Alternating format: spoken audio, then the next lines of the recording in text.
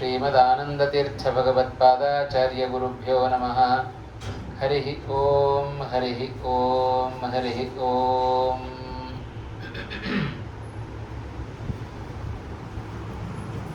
आपदाम् अपहर्तारं दातारं सर्वसम्पदां लोकाभिरामं श्रीरामं भूयो भूयो नमाम्यहम्।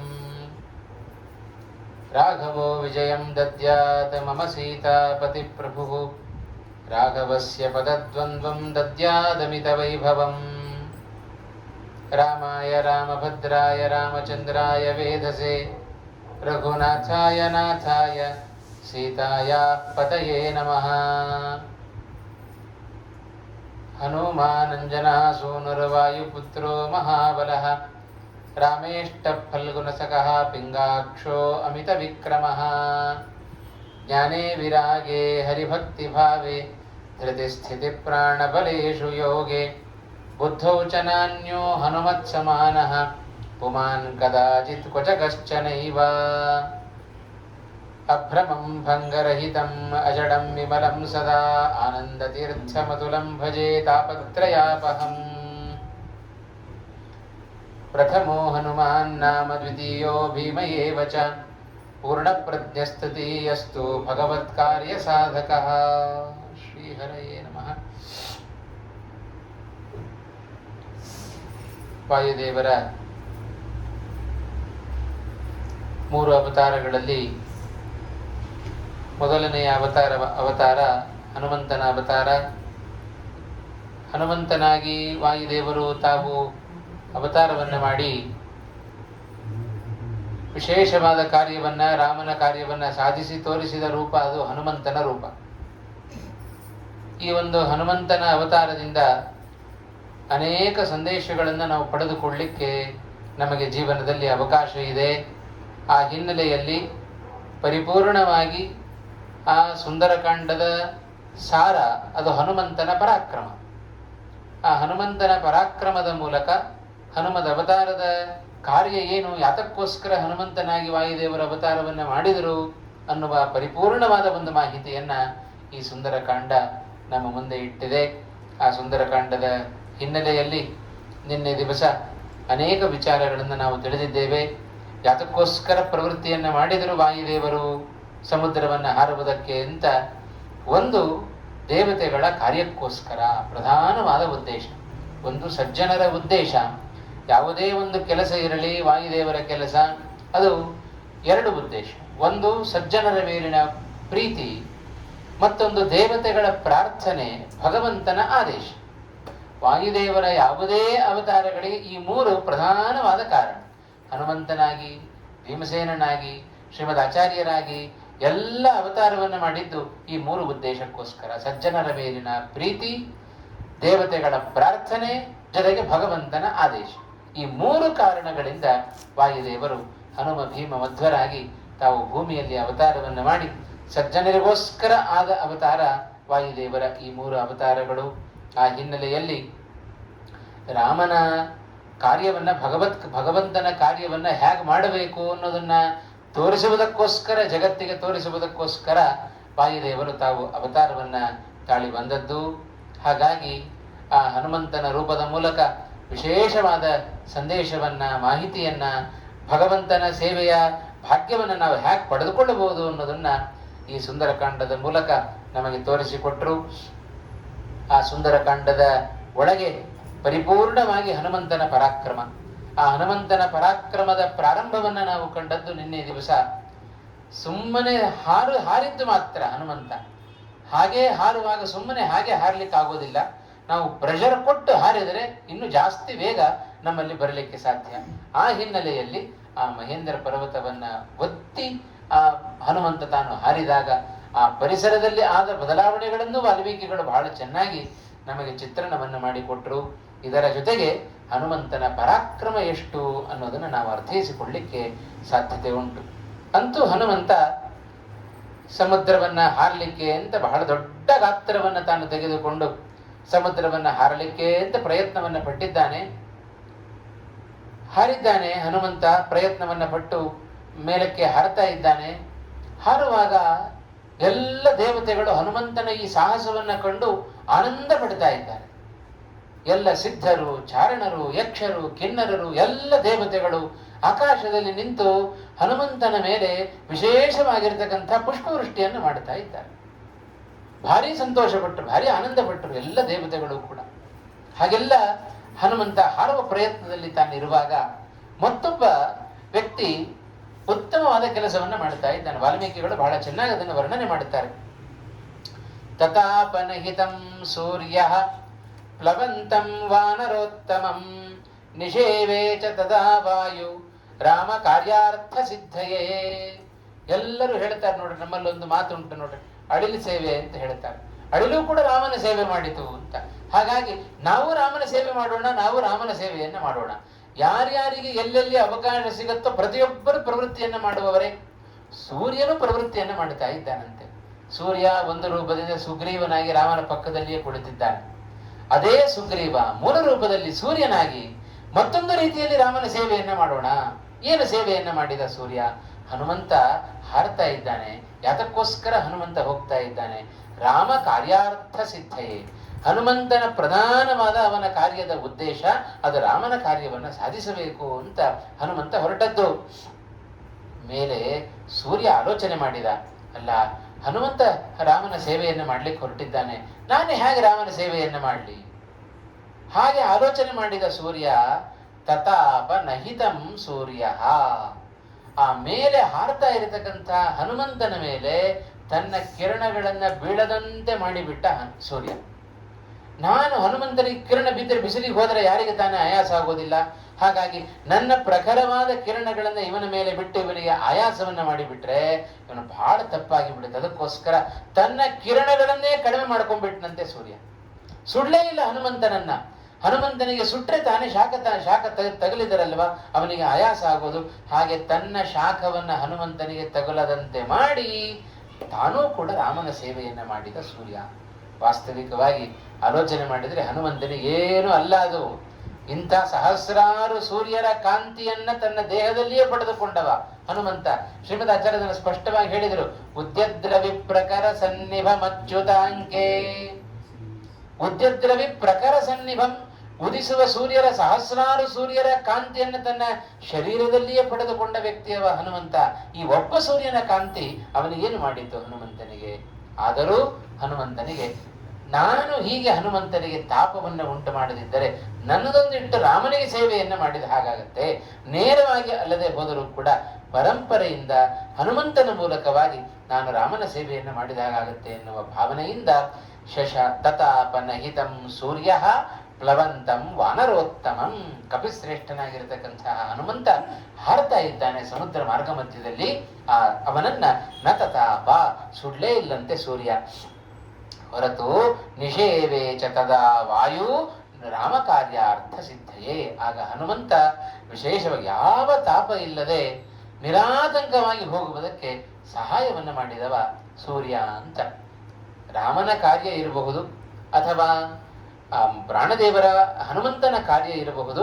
ಇವರಿಬ್ಬರ ನಟನೆ ಸರ್ವ ಸಮರ್ಥರಾಗಿದ್ದಾರೆ, ಸರ್ವಜ್ಞರಾಗಿದ್ದಾರೆ. ಎಲ್ಲ ಗೊತ್ತಿದ್ರೂ ಕೂಡ ಗೊತ್ತಿಲ್ಲದಂತೆ ನಟನೆ ಮಾಡ್ತಾ ಇದ್ದಾರೆ, ವರ್ತನೆ ಮಾಡ್ತಾ ಇದ್ದಾರೆ ಹನುಮಂತ ಮತ್ತು ಶ್ರೀರಾಮಚಂದ್ರ ಇಬ್ಬರೂ ಕೂಡ. ಶ್ರೀಮದ್ ಆಚಾರ್ಯ ಒಳ್ಳೆ ನಿರ್ಣಯವನ್ನು ಕೊಡ್ತಾರೆ ಈ ಸಂದರ್ಭದಲ್ಲಿ. ಹೀಗೆ ಹನುಮಂತ ತಾನು ಮೇಲಕ್ಕೆ ಹಾರ್ತಾ ಇದ್ದಾನೆ. ಹಾರುವಾಗ ಸಂಪಾತಿ ಹೇಳಿದ್ದ ಒಂದು ಮಾತು, ಸುಮ್ಮನೆ ಹಾರೋದಲ್ಲ, ಹಾರಲಿಕ್ಕೆ ಬರುತ್ತೆ ಅಂತ ಹೇಳಿ ಹಾರುವುದಲ್ಲ. ನಮಗೆ ಓಡ್ಲಿಕ್ಕೆ ಬರುತ್ತೆ ಅಂತ ಹೇಳಿ ಓಡಿದರೆ ಮುಂದೆ ಏನಿದೆ, ಬಂಡೆ ಕಲ್ಲಿದೆಯೋ ಅಥವಾ ಏನು ಮುಂದೆ ಹಳ್ಳ ಇದೆಯೋ, ಹೋದರೆ ಹೇಗೆ ಬಿದ್ದೇನೋ ಅನ್ನುವ ಅಪಾಯವನ್ನು ಅರಿತು ಹೋಗಬೇಕು. ಅದು ಜಾಣತನ.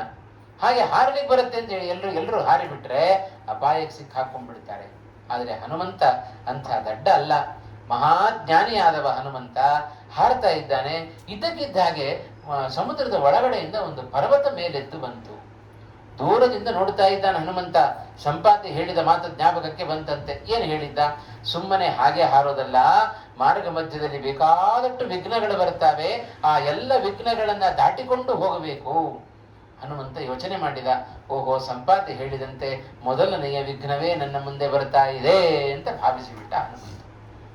ಎಲ್ಲ ಪರಿಪೂರ್ಣವಾದ ಜ್ಞಾನ ಇದೆ ಹನುಮಂತನಿಗೆ. ಈ ಬಂದ ಪರ್ವತ ಯಾವುದು ಅಂತ ಪರಿಪೂರ್ಣವಾಗಿ ಜ್ಞಾನ ಇಟ್ಟುಕೊಂಡಿದ್ರು ಲೋಕದ ದೃಷ್ಟಿಯಿಂದ ಏನು ಗೊತ್ತಿಲ್ಲದವನಂತೆ ಹನುಮಂತ ತಾನು ನಟನೆಯನ್ನು ಮಾಡುತ್ತಾ ಇದ್ದಾನೆ. ಆ ಪರ್ವತ ಒಳಗಿದ್ದದ್ದು ಯಾಕೆ, ಒಳಗಿದ್ದ ಪರ್ವತ ಮೇಲೆ ಬಂದದ್ದು ಯಾಕೆ, ಬಹಳ ಸ್ಪಷ್ಟವಾಗಿ ಶ್ರೀಮದ್ ಆಚಾರ್ಯ ಹೇಳುತ್ತಾರೆ. ಆಚಾರ್ಯರು ತಾತ್ಪರ್ಯ ನಿರ್ಣಯದಲ್ಲಿ ಅದನ್ನು ಉಲ್ಲೇಖ ಮಾಡಿದರು, ರಾಮಾಯಣದಲ್ಲಿ ಅದನ್ನು ವಿಸ್ತಾರವಾಗಿ ವಾಲ್ಮೀಕಿಗಳು ಉಲ್ಲೇಖ ಮಾಡುತ್ತಾ ಇದ್ದಾರೆ. ಎರಡು ಉದ್ದೇಶಕ್ಕೋಸ್ಕರ ಆ ಪರ್ವತ ಮೇಲೆದ್ದು ಬಂದಿದೆ, ಮತ್ಯಾರು ಅಲ್ಲ. ಆ ಪರ್ವತ ಮೈನಾಕ ಅನ್ನುವ ಪರ್ವತ. ಆ ಮೈನಾಕ ಅನ್ನುವ ಪರ್ವತ ಆ ಮೇಲಕ್ಕೆ ಎದ್ದು ಬಂದಿದೆ. ಬಂದದ್ದು ಯಾಕೆ, ಹನುಮಂತನಿಗೆ ನಾವು ಸೇವೆಯನ್ನ ಮಾಡೋಣ, ಇದೇ ಉದ್ದೇಶ. ಎಲ್ಲರಿಗೂ ಹನುಮಂತನ ದ್ವಾರ ರಾಮಚಂದ್ರನ ಸೇವೆಯನ್ನು ಮಾಡಬೇಕು. ಇವತ್ತು ನೇರವಾಗಿ ರಾಮನ ಸೇವೆಯನ್ನು ಮಾಡ್ಲಿಕ್ಕೆ ಆಗೋದಿಲ್ಲ. ರಾಮನ ಸೇವೆಯನ್ನು ಒಬ್ಬರು ಮಾಡುತ್ತಾ ಇರ್ತಾರೆ, ಅವರ ಸೇವೆಯನ್ನು ನಾವು ಮಾಡಿಬಿಟ್ರೆ ನಾವು ರಾಮನ ಸೇವೆಯನ್ನು ಮಾಡಿದಂತೆ. ಇದನ್ನು ಶ್ರೀಮದಾಚಾರ್ಯ ಬಹಳ ಸ್ಪಷ್ಟವಾಗಿ ತಿಳಿಸಿಕೊಟ್ರು. ವಾಯುದೇವರ ಸೇವೆಯನ್ನ ನೇರವಾಗಿ ವಾಯುದೇವರನ್ನೇ ಹಿಡ್ಕೊಂಡ್ಬಿಟ್ರೆ ನಮ್ಮನ್ನು ನಿಜವಾಗ್ಲೂ ಕರ್ಕೊಂಡು ಹೋಗ್ಬಿಡ್ತಾರೆ. ವಾಯುದೇವರು ಎಲ್ಲಿಂದ ಸಿಗಬೇಕು ನಮಗೆ ನೇರವಾಗಿ? ಹಾಗಾಗಿ ವಾಯುದೇವರನ್ನೇ ಹಿಡ್ಕೊಳ್ಬೇಕಾಗಿಲ್ಲ, ಆ ವಾಯುದೇವರ ಮತದಲ್ಲಿ ಬಂದವರನ್ನು ಹಿಡಿದುಕೊಂಡ್ರು ಸಾಕು. ವಾಯುದೇವರು ಅವರ ಜೊತೆಗೆ ಅವರನ್ನು ಹಿಡಿದುಕೊಂಡವರ ಜೊತೆಗೆ ಅವರನ್ನು ಹಿಡಿದುಕೊಂಡವರನ್ನು ಕರ್ಕೊಂಡು ಹೋಗಿಬಿಡ್ತಾರೆ ಶ್ರೀಮದಾಚಾರ್ಯರು.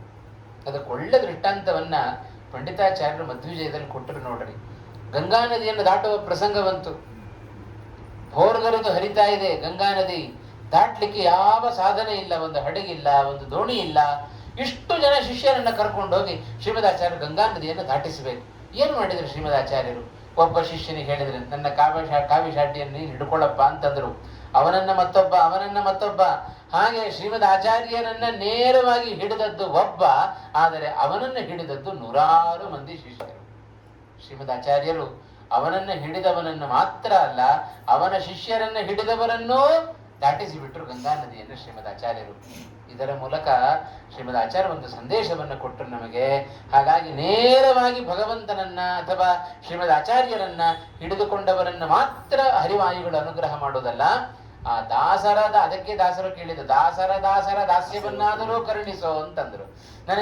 ನಾವು ನೇರವಾಗಿ ದಾಸರಾಗೋದು ಬೇಡಪ್ಪ, ದಾಸರಾದರೂ ಸಾಕು, ನಾವು ಉದ್ಧಾರ ಆಗಿಬಿಡುತ್ತೇವೆ ಅಂತ. ಇದೆಲ್ಲ ಶ್ರೀಮದ್ ಆಚಾರ್ಯರು ತಮ್ಮ ಜೀವನದಲ್ಲಿ ತೋರಿಸಿಕೊಟ್ಟದ್ದು. ಅದಕ್ಕೋಸ್ಕರವೇ ಹರಿವಾಯುಗಳು ಭೂಲೋಕದಲ್ಲಿ ಅವತಾರವನ್ನು ಮಾಡುವ ಉದ್ದೇಶವೇ ಇದು. ಮರ್ತ್ಯಾವತಾರ ಸ್ತ್ವಿಹ ಮರ್ತ್ಯ ಶಿಕ್ಷಣಂ. ಆ ಎಲ್ಲ ಮಾನವರಿಗೆ ಉತ್ತಮವಾದ ಶಿಕ್ಷಣೆಯನ್ನು ಕೊಡಬೇಕು ಅನ್ನುವ ಉದ್ದೇಶದಿಂದ ಆ ಹರಿವಾಯುಗಳ ಅವತಾರ. ಹಾಗಾಗಿ ಆ ಮೈನಾಕ ಪರ್ವತ ಮೇಲೆದ್ದು ಬಂದಿದೆ. ಬಂದ ಉದ್ದೇಶ ವಾಯುದೇವರಿಗೆ ಸೇವೆಯನ್ನು ಮಾಡಬೇಕು. ವಾಯುದೇವರಿಗೆ ಹನುಮಂತನಿಗೆ ಸೇವೆಯನ್ನು ಮಾಡಿದರೆ ರಾಮನಿಗೆ ಸೇವೆಯನ್ನು ಮಾಡಿದಂತೆ. ಉಪಕಾರಕ್ಕೆ ಯಾವತ್ತೂ ಕೂಡ ರಾಮಾಯಣದಲ್ಲಿ ಒಳ್ಳೆ ಮಾತನ್ನು ಹೇಳುತ್ತಾರೆ ವಾಲ್ಮೀಕಿಗಳು ಹೇಳುವಾಗ, ಉಪಕಾರವನ್ನ ಮಾಡಿದವರಿಗೆ ಪ್ರತಿಯಾಗಿ ಉಪಕಾರವನ್ನ ಮಾಡದಿದ್ದರೆ ಅದು ಮಹಾ ಅನರ್ಥಕ್ಕೆ ಕಾರಣ ಆಗಿಬಿಡುತ್ತೆ. ಅವರು ಕೃತಜ್ಞರು ಅಂತ ಕರೆಸಿಕೊಂಡ್ಬಿಡ್ತಾರೆ. ಕೃತಂ ಜಾನಾದೀತಿ ಕೃತಜ್ಞ, ಕೃತಂ ಹಂತೀತಿ ಕೃತಜ್ಞ. ಮಾಡಿದ ಉಪಕಾರವನ್ನ ಮರೆಯುವವ ಅವ ಕೃತಜ್ಞ ಅಂತ ಕರೆಸಿಕೊಳ್ತಾನೆ. ಮಾಡಿದ ಉಪಕಾರವನ್ನ ಸ್ಮರಿಸುವವ ಅವ ಕೃತಜ್ಞ ಅಂತ ಕರೆಸಿಕೊಳ್ತಾನೆ. ನಾನು ಉಪಕಾರವನ್ನು ಪಡ್ಕೊಂಡಿದ್ದೇನಪ್ಪ, ಹಾಗಾಗಿ ಪ್ರತಿಯಾಗಿ ನಾನು ಹನುಮಂತನಿಗೆ ಉಪಕಾರವನ್ನು ಮಾಡಬೇಕಲ್ಲ. ಹನುಮಂತನಿಂದ ಉಪಕಾರವನ್ನು ಪಡೆದುಕೊಂಡದ್ದಲ್ಲ, ಅವರ ಅಪ್ಪ ವಾಯುವಿನಿಂದ ಈ ಮೈನಾಕ ತಾನು ಉಪಕಾರವನ್ನು ಪಡ್ಕೊಂಡಿದ್ದಾನೆ. ಎರಡು ಕಾರಣದಿಂದ ಮೈನಾಕ ತಾನು ಮೇಲೆದ್ದು ಬಂದ. ಒಂದು, ಆ ಸಮುದ್ರದ ರಾಜ ವರುಣ ಮೈನಾಕನನ್ನ ಕಳಿಸಿಕೊಟ್ಟಿದ್ದಾನೆ, ಹೋಗು ನೀನು ಹನುಮಂತನಿಗೆ ಸಹಾಯವನ್ನ ಮಾಡು ಅಂತ ಕಳಿಸಿಕೊಟ್ಟ.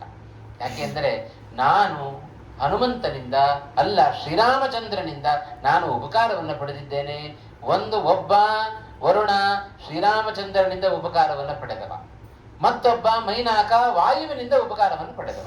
ಹನುಮಂತನಿಗೆ ಉಪಕಾರವನ್ನು ಮಾಡಬೇಕು, ಮತ್ತೊಬ್ಬ ಶ್ರೀರಾಮಚಂದ್ರನಿಗೆ ಉಪಕಾರವನ್ನು ಮಾಡಬೇಕು. ವರುಣ ಏನು ಉಪಕಾರವನ್ನು ಪಡ್ಕೊಂಡಿದ್ದಾನೆ? ಹೇಳ್ತಾ ಇದ್ದಾನೆ ಮೈನಾಕನಿಗೆ, ನೀನು ಹೋಗು, ಆ ಶ್ರೀರಾಮಚಂದ್ರನಿಂದಲ್ಲ, ಆ ಶ್ರೀರಾಮಚಂದ್ರನ ಪೂರ್ವಜರಿದ್ದಾರಲ್ಲ, ಆ ಇಕ್ಷ್ವಾಕು ಕುಲದಲ್ಲಿ ಬಂದ ರಾಜರೇನಿದ್ದಾರಲ್ಲ, ಅವರಿಂದ ನಾನು ಉಪಕೃತನಾಗಿದ್ದೇನೆ. ಆ ವಂಶದಲ್ಲಿ ಬಂದವ ಶ್ರೀರಾಮಚಂದ್ರ. ಯಾರು? ಸಗರನ ಕಥೆಯನ್ನು ನಾವು ಕೇಳಿದ್ದೇವೆ ನೋಡ್ರಿ, ಭಾಗವತದಲ್ಲೆಲ್ಲ ಉಲ್ಲೇಖ ಮಾಡುತ್ತೆ ಸಗರನ ಕಥೆಯನ್ನ. ಆ ಸಗರ ಮಹಾರಾಜ ಅಶ್ವಮೇಧ ಯಾಗ ಮಾಡಬೇಕು ಅಂತ ಹೊರಟವ. ಆ ಯಾಗದ ಕುದುರೆಯನ್ನ ದೇವೇಂದ್ರ ತಗೊಂಡು ಹೋಗಿ ಆ ಕಪಿಲ ನಾಮಕ ಭಗವಂತನ ಬಳಿಯಲ್ಲಿ ಇಟ್ಟುಬಿಡುತ್ತಾನೆ ಪಾತಾಳದಲ್ಲಿ. ಎಲ್ಲ ಈ ಸಗರನ ಮಕ್ಕಳು 10,000 ಮಕ್ಕಳು ಸಗರನಿಗೆ. ಆ ಸಗರನ ಮಕ್ಕಳು ಎಲ್ಲ ಕಡೆ ಹುಡುಕೊಂಡು ಹೊರಟರು. ಎಲ್ಲಿ ಹೋಗಿದೆ ನೋಡೋಣ, ಅದು ಅಶ್ವಮೇಧ ಯಾಗದ ಕುದುರೆ. ಯಾರು ಬಚ್ಚಿಟ್ಟಿದ್ದಾರೆ, ಯಾರು ಹಿಡಿದಿಟ್ಟಿದ್ದಾರೆ? ಆ ಕುದುರೆ ಬಾರದ ಹೊರತು ಯಾಗ ಮುಂದಕ್ಕೆ ಹೋಗೋ ಹಾಗಿಲ್ಲ. ಕುದುರೆ ಬೇಕೇ ಬೇಕು ಅಶ್ವಮೇಧ ಯಾಗಕ್ಕೆ. ಕುದುರೆಯನ್ನ ತರೋಣ ಅಂತ ಬಂದ್ರು, ಭೂಮಿಯಲ್ಲೆಲ್ಲ ಹುಡುಕಿದ್ರು, ಕುದುರೆ ಸಿಗಲಿಲ್ಲ. ಆಗ ಭೂಮಿಯನ್ನ ಅಗದು ಪಾತಾಳದವರೆಗೆ ಆ ಸಗರನ ಮಕ್ಕಳು ಅದನ್ನ ಹಳ್ಳ ತೋಡುತ್ತಾರೆ. ಸಗರನ ಮಕ್ಕಳಿಂದ ತುಂಬಿದ ಕೊಳ ಅದು, ಅದೇ ಸಾಗರ ಆದದ್ದು ಅಂತ. ಅದಕ್ಕೆ ಸಾಗರ ಸಾಗರ ಅಂತ ಹೆಸರು ಬಂದದ್ದು ಅದಕ್ಕೋಸ್ಕರ. ಸಗರನ ಮಕ್ಕಳಿಂದ ನಿರ್ಮಿತವಾದದ್ದು.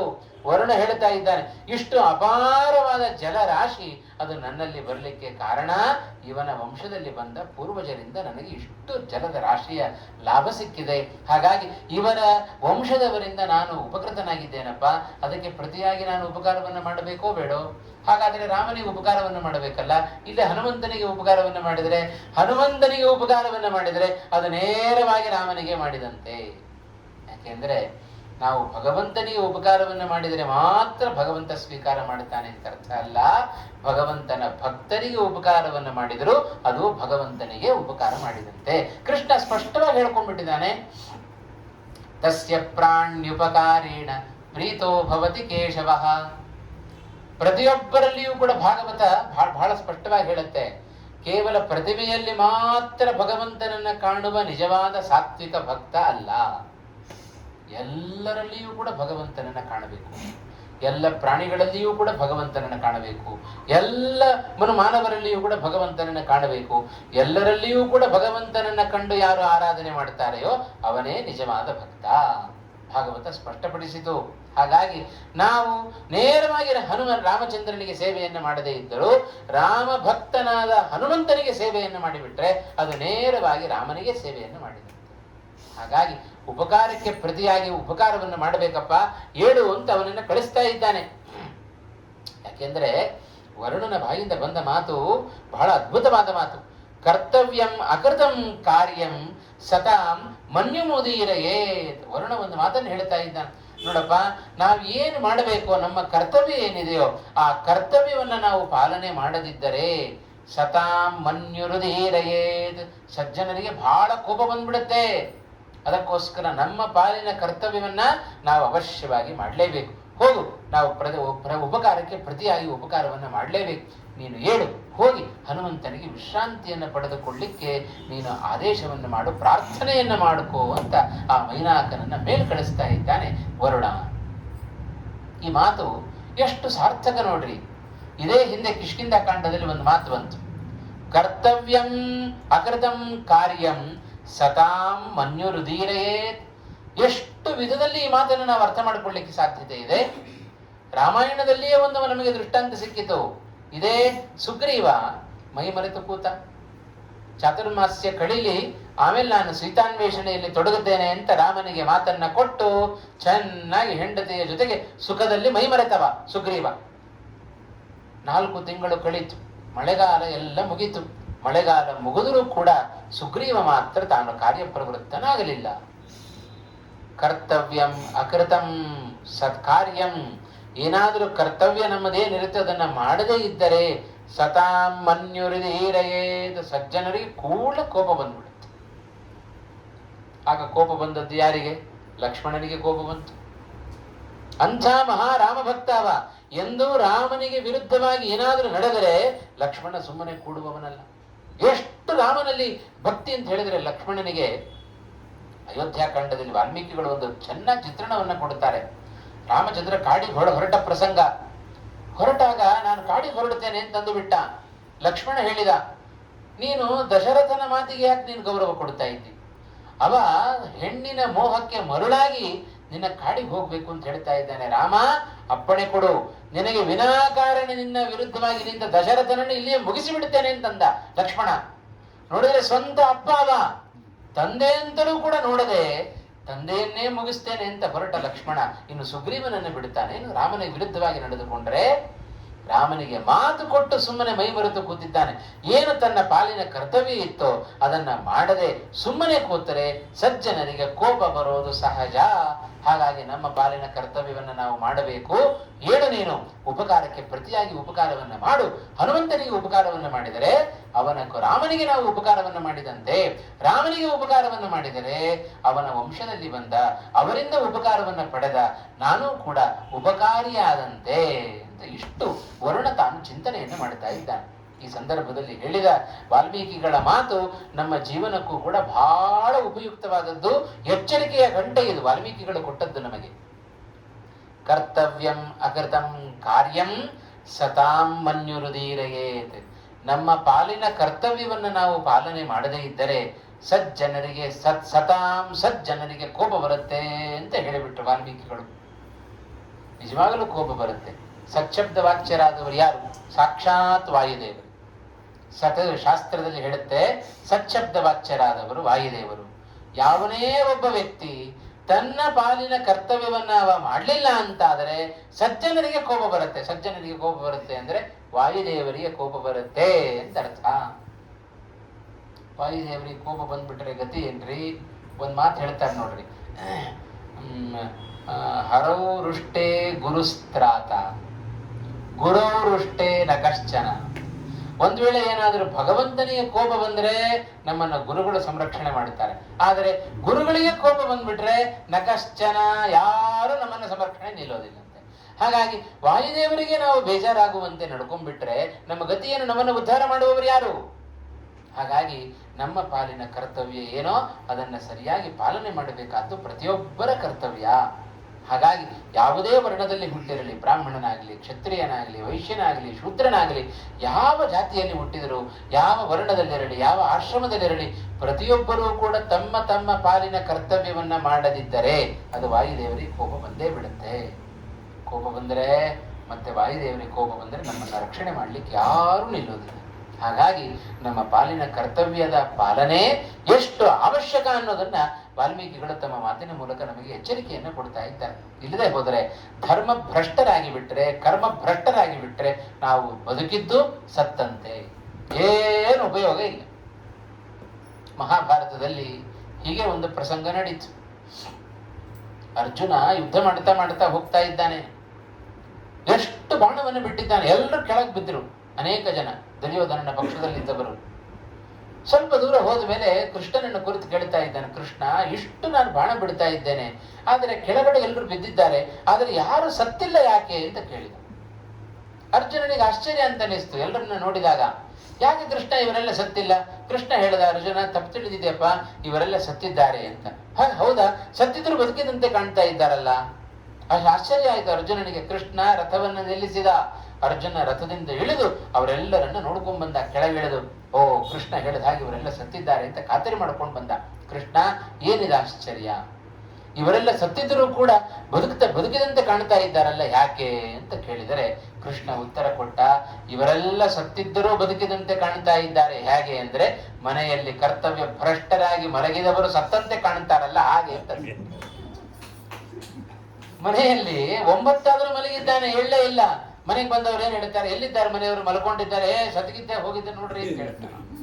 ಬದುಕೇ ಇರ್ತಾನೆ, ಬದುಕಿದವ ಬಂದವರಿಗೆ ಸತ್ತಂತೆ ಕಂಡ. ಅದೇ ಅರ್ಜುನನಿಗೆ ರಣರಂಗದಲ್ಲಿ ಸತ್ತು ಬಿದ್ದವರು ಬದುಕಿದಂತೆ ಕಂಡ್ರು. ಇದರ ಮೂಲಕ ಮಹಾಭಾರತವು ನಮಗೆ ಸೂಚನೆಯನ್ನು ಕೊಟ್ಟಿತು. ಕೃಷ್ಣ ಅದಕ್ಕೆ ಉತ್ತರವನ್ನು ಕೊಟ್ಟ. ಇವರೆಲ್ಲ ಸತ್ತಿದ್ರು ಯಾಕೆ ಬದುಕಿದಂತೆ ಕಾಣ್ತಾ ಇದ್ದಾರೆ ಅಂತ ಹೇಳಿದರೆ, ಅರ್ಜುನ, ಇವರೆಲ್ಲರೂ ತಮ್ಮ ತಮ್ಮ ಪಾಲಿನ ಕರ್ತವ್ಯವನ್ನ ಪಾಲನೆ ಮಾಡಿ ಸತ್ತಿದ್ದಾರೆ. ಹಾಗಾಗಿ ಇವರು ಸತ್ತಿದ್ರೂ ಕೂಡ ಬದುಕಿದಂತೆ ಕಾಣ್ತಾ ಇದ್ದಾರೆ. ನಾವು ಮನೆಯಲ್ಲಿ ಮಲಗಿದ್ದು ಹೇಗೆ? ನಮ್ಮ ಕರ್ತವ್ಯವನ್ನ ಬಿಟ್ಟು ಮಲಗಿದ್ದೆ. ಕರ್ತವ್ಯ ಏನು?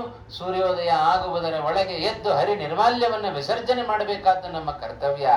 ಅದನ್ನ ಬಿಟ್ಟು ನಾವು ಮಲಗಿದ್ದೇವೆ ಅಂತ ಹೇಳಿದರೆ ಕರ್ತವ್ಯ ಭ್ರಷ್ಟರಾಗಿದ್ದೇವೆ ಅಂತ ಅರ್ಥ. ಯಾರು ಕರ್ತವ್ಯ ಭ್ರಷ್ಟರೋ, ಯಾರು ಧರ್ಮ ಭ್ರಷ್ಟರೋ ಅವರಿಗೆ ಬದುಕುವುದಕ್ಕೆ ಅರ್ಹತೆಯೇ ಇಲ್ಲ. ಅವರು ಬದುಕಿದ್ದು ವೇಸ್ಟ್, ಬದುಕಿದ್ದು ವ್ಯರ್ಥ.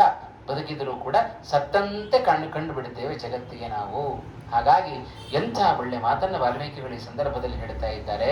ಮೈನಾಕ, ನಮ್ಮ ಪಾಲಿನ ಕರ್ತವ್ಯ ನಾವು ಅವಶ್ಯವಾಗಿ ಮಾಡಬೇಕಾದ್ದು ನಮ್ಮ ಕರ್ತವ್ಯ.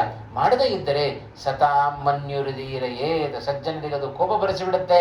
ವಾಯುದೇವರು ಕೋಪ ಮಾಡ್ಕೊಂಡ್ಬಿಡ್ತಾರೆ. ಅದಕ್ಕೋಸ್ಕರ ಹೋಗು, ಪ್ರತಿಯಾಗಿ ಉಪಕಾರವನ್ನು ಮಾಡು, ನನ್ನ ಪರವಾಗಿ ನೀನು ಹೋಗು ಉಪಕಾರಕ್ಕೆ ಅಂತ ಆ ಮೈನಾಕನನ್ನ ಮೇಲೆ ಎಬ್ಬಿಸಿ ಕಳಿಸಿದವ ಅವ ವರುಣ ಅಂತ. ಯಾಕೆ ಅಂದ್ರೆ, ಯಾರ ಸೇವೆಯನ್ನ ಮಾಡಬೇಕು? ರಾಮನಿಂದ ರಾಮನ ವಂಶದವರಿಂದ ನಾನು ಉಪಕೃತನಾಗಿದ್ದೇನಪ್ಪ. ಯಾರ ಸೇವೆಯನ್ನು ಮಾಡಲಿಕ್ಕೆ ಅಂತ ಕಳಿಸ್ತಾ ಇದ್ದಾನೆ ವರುಣ?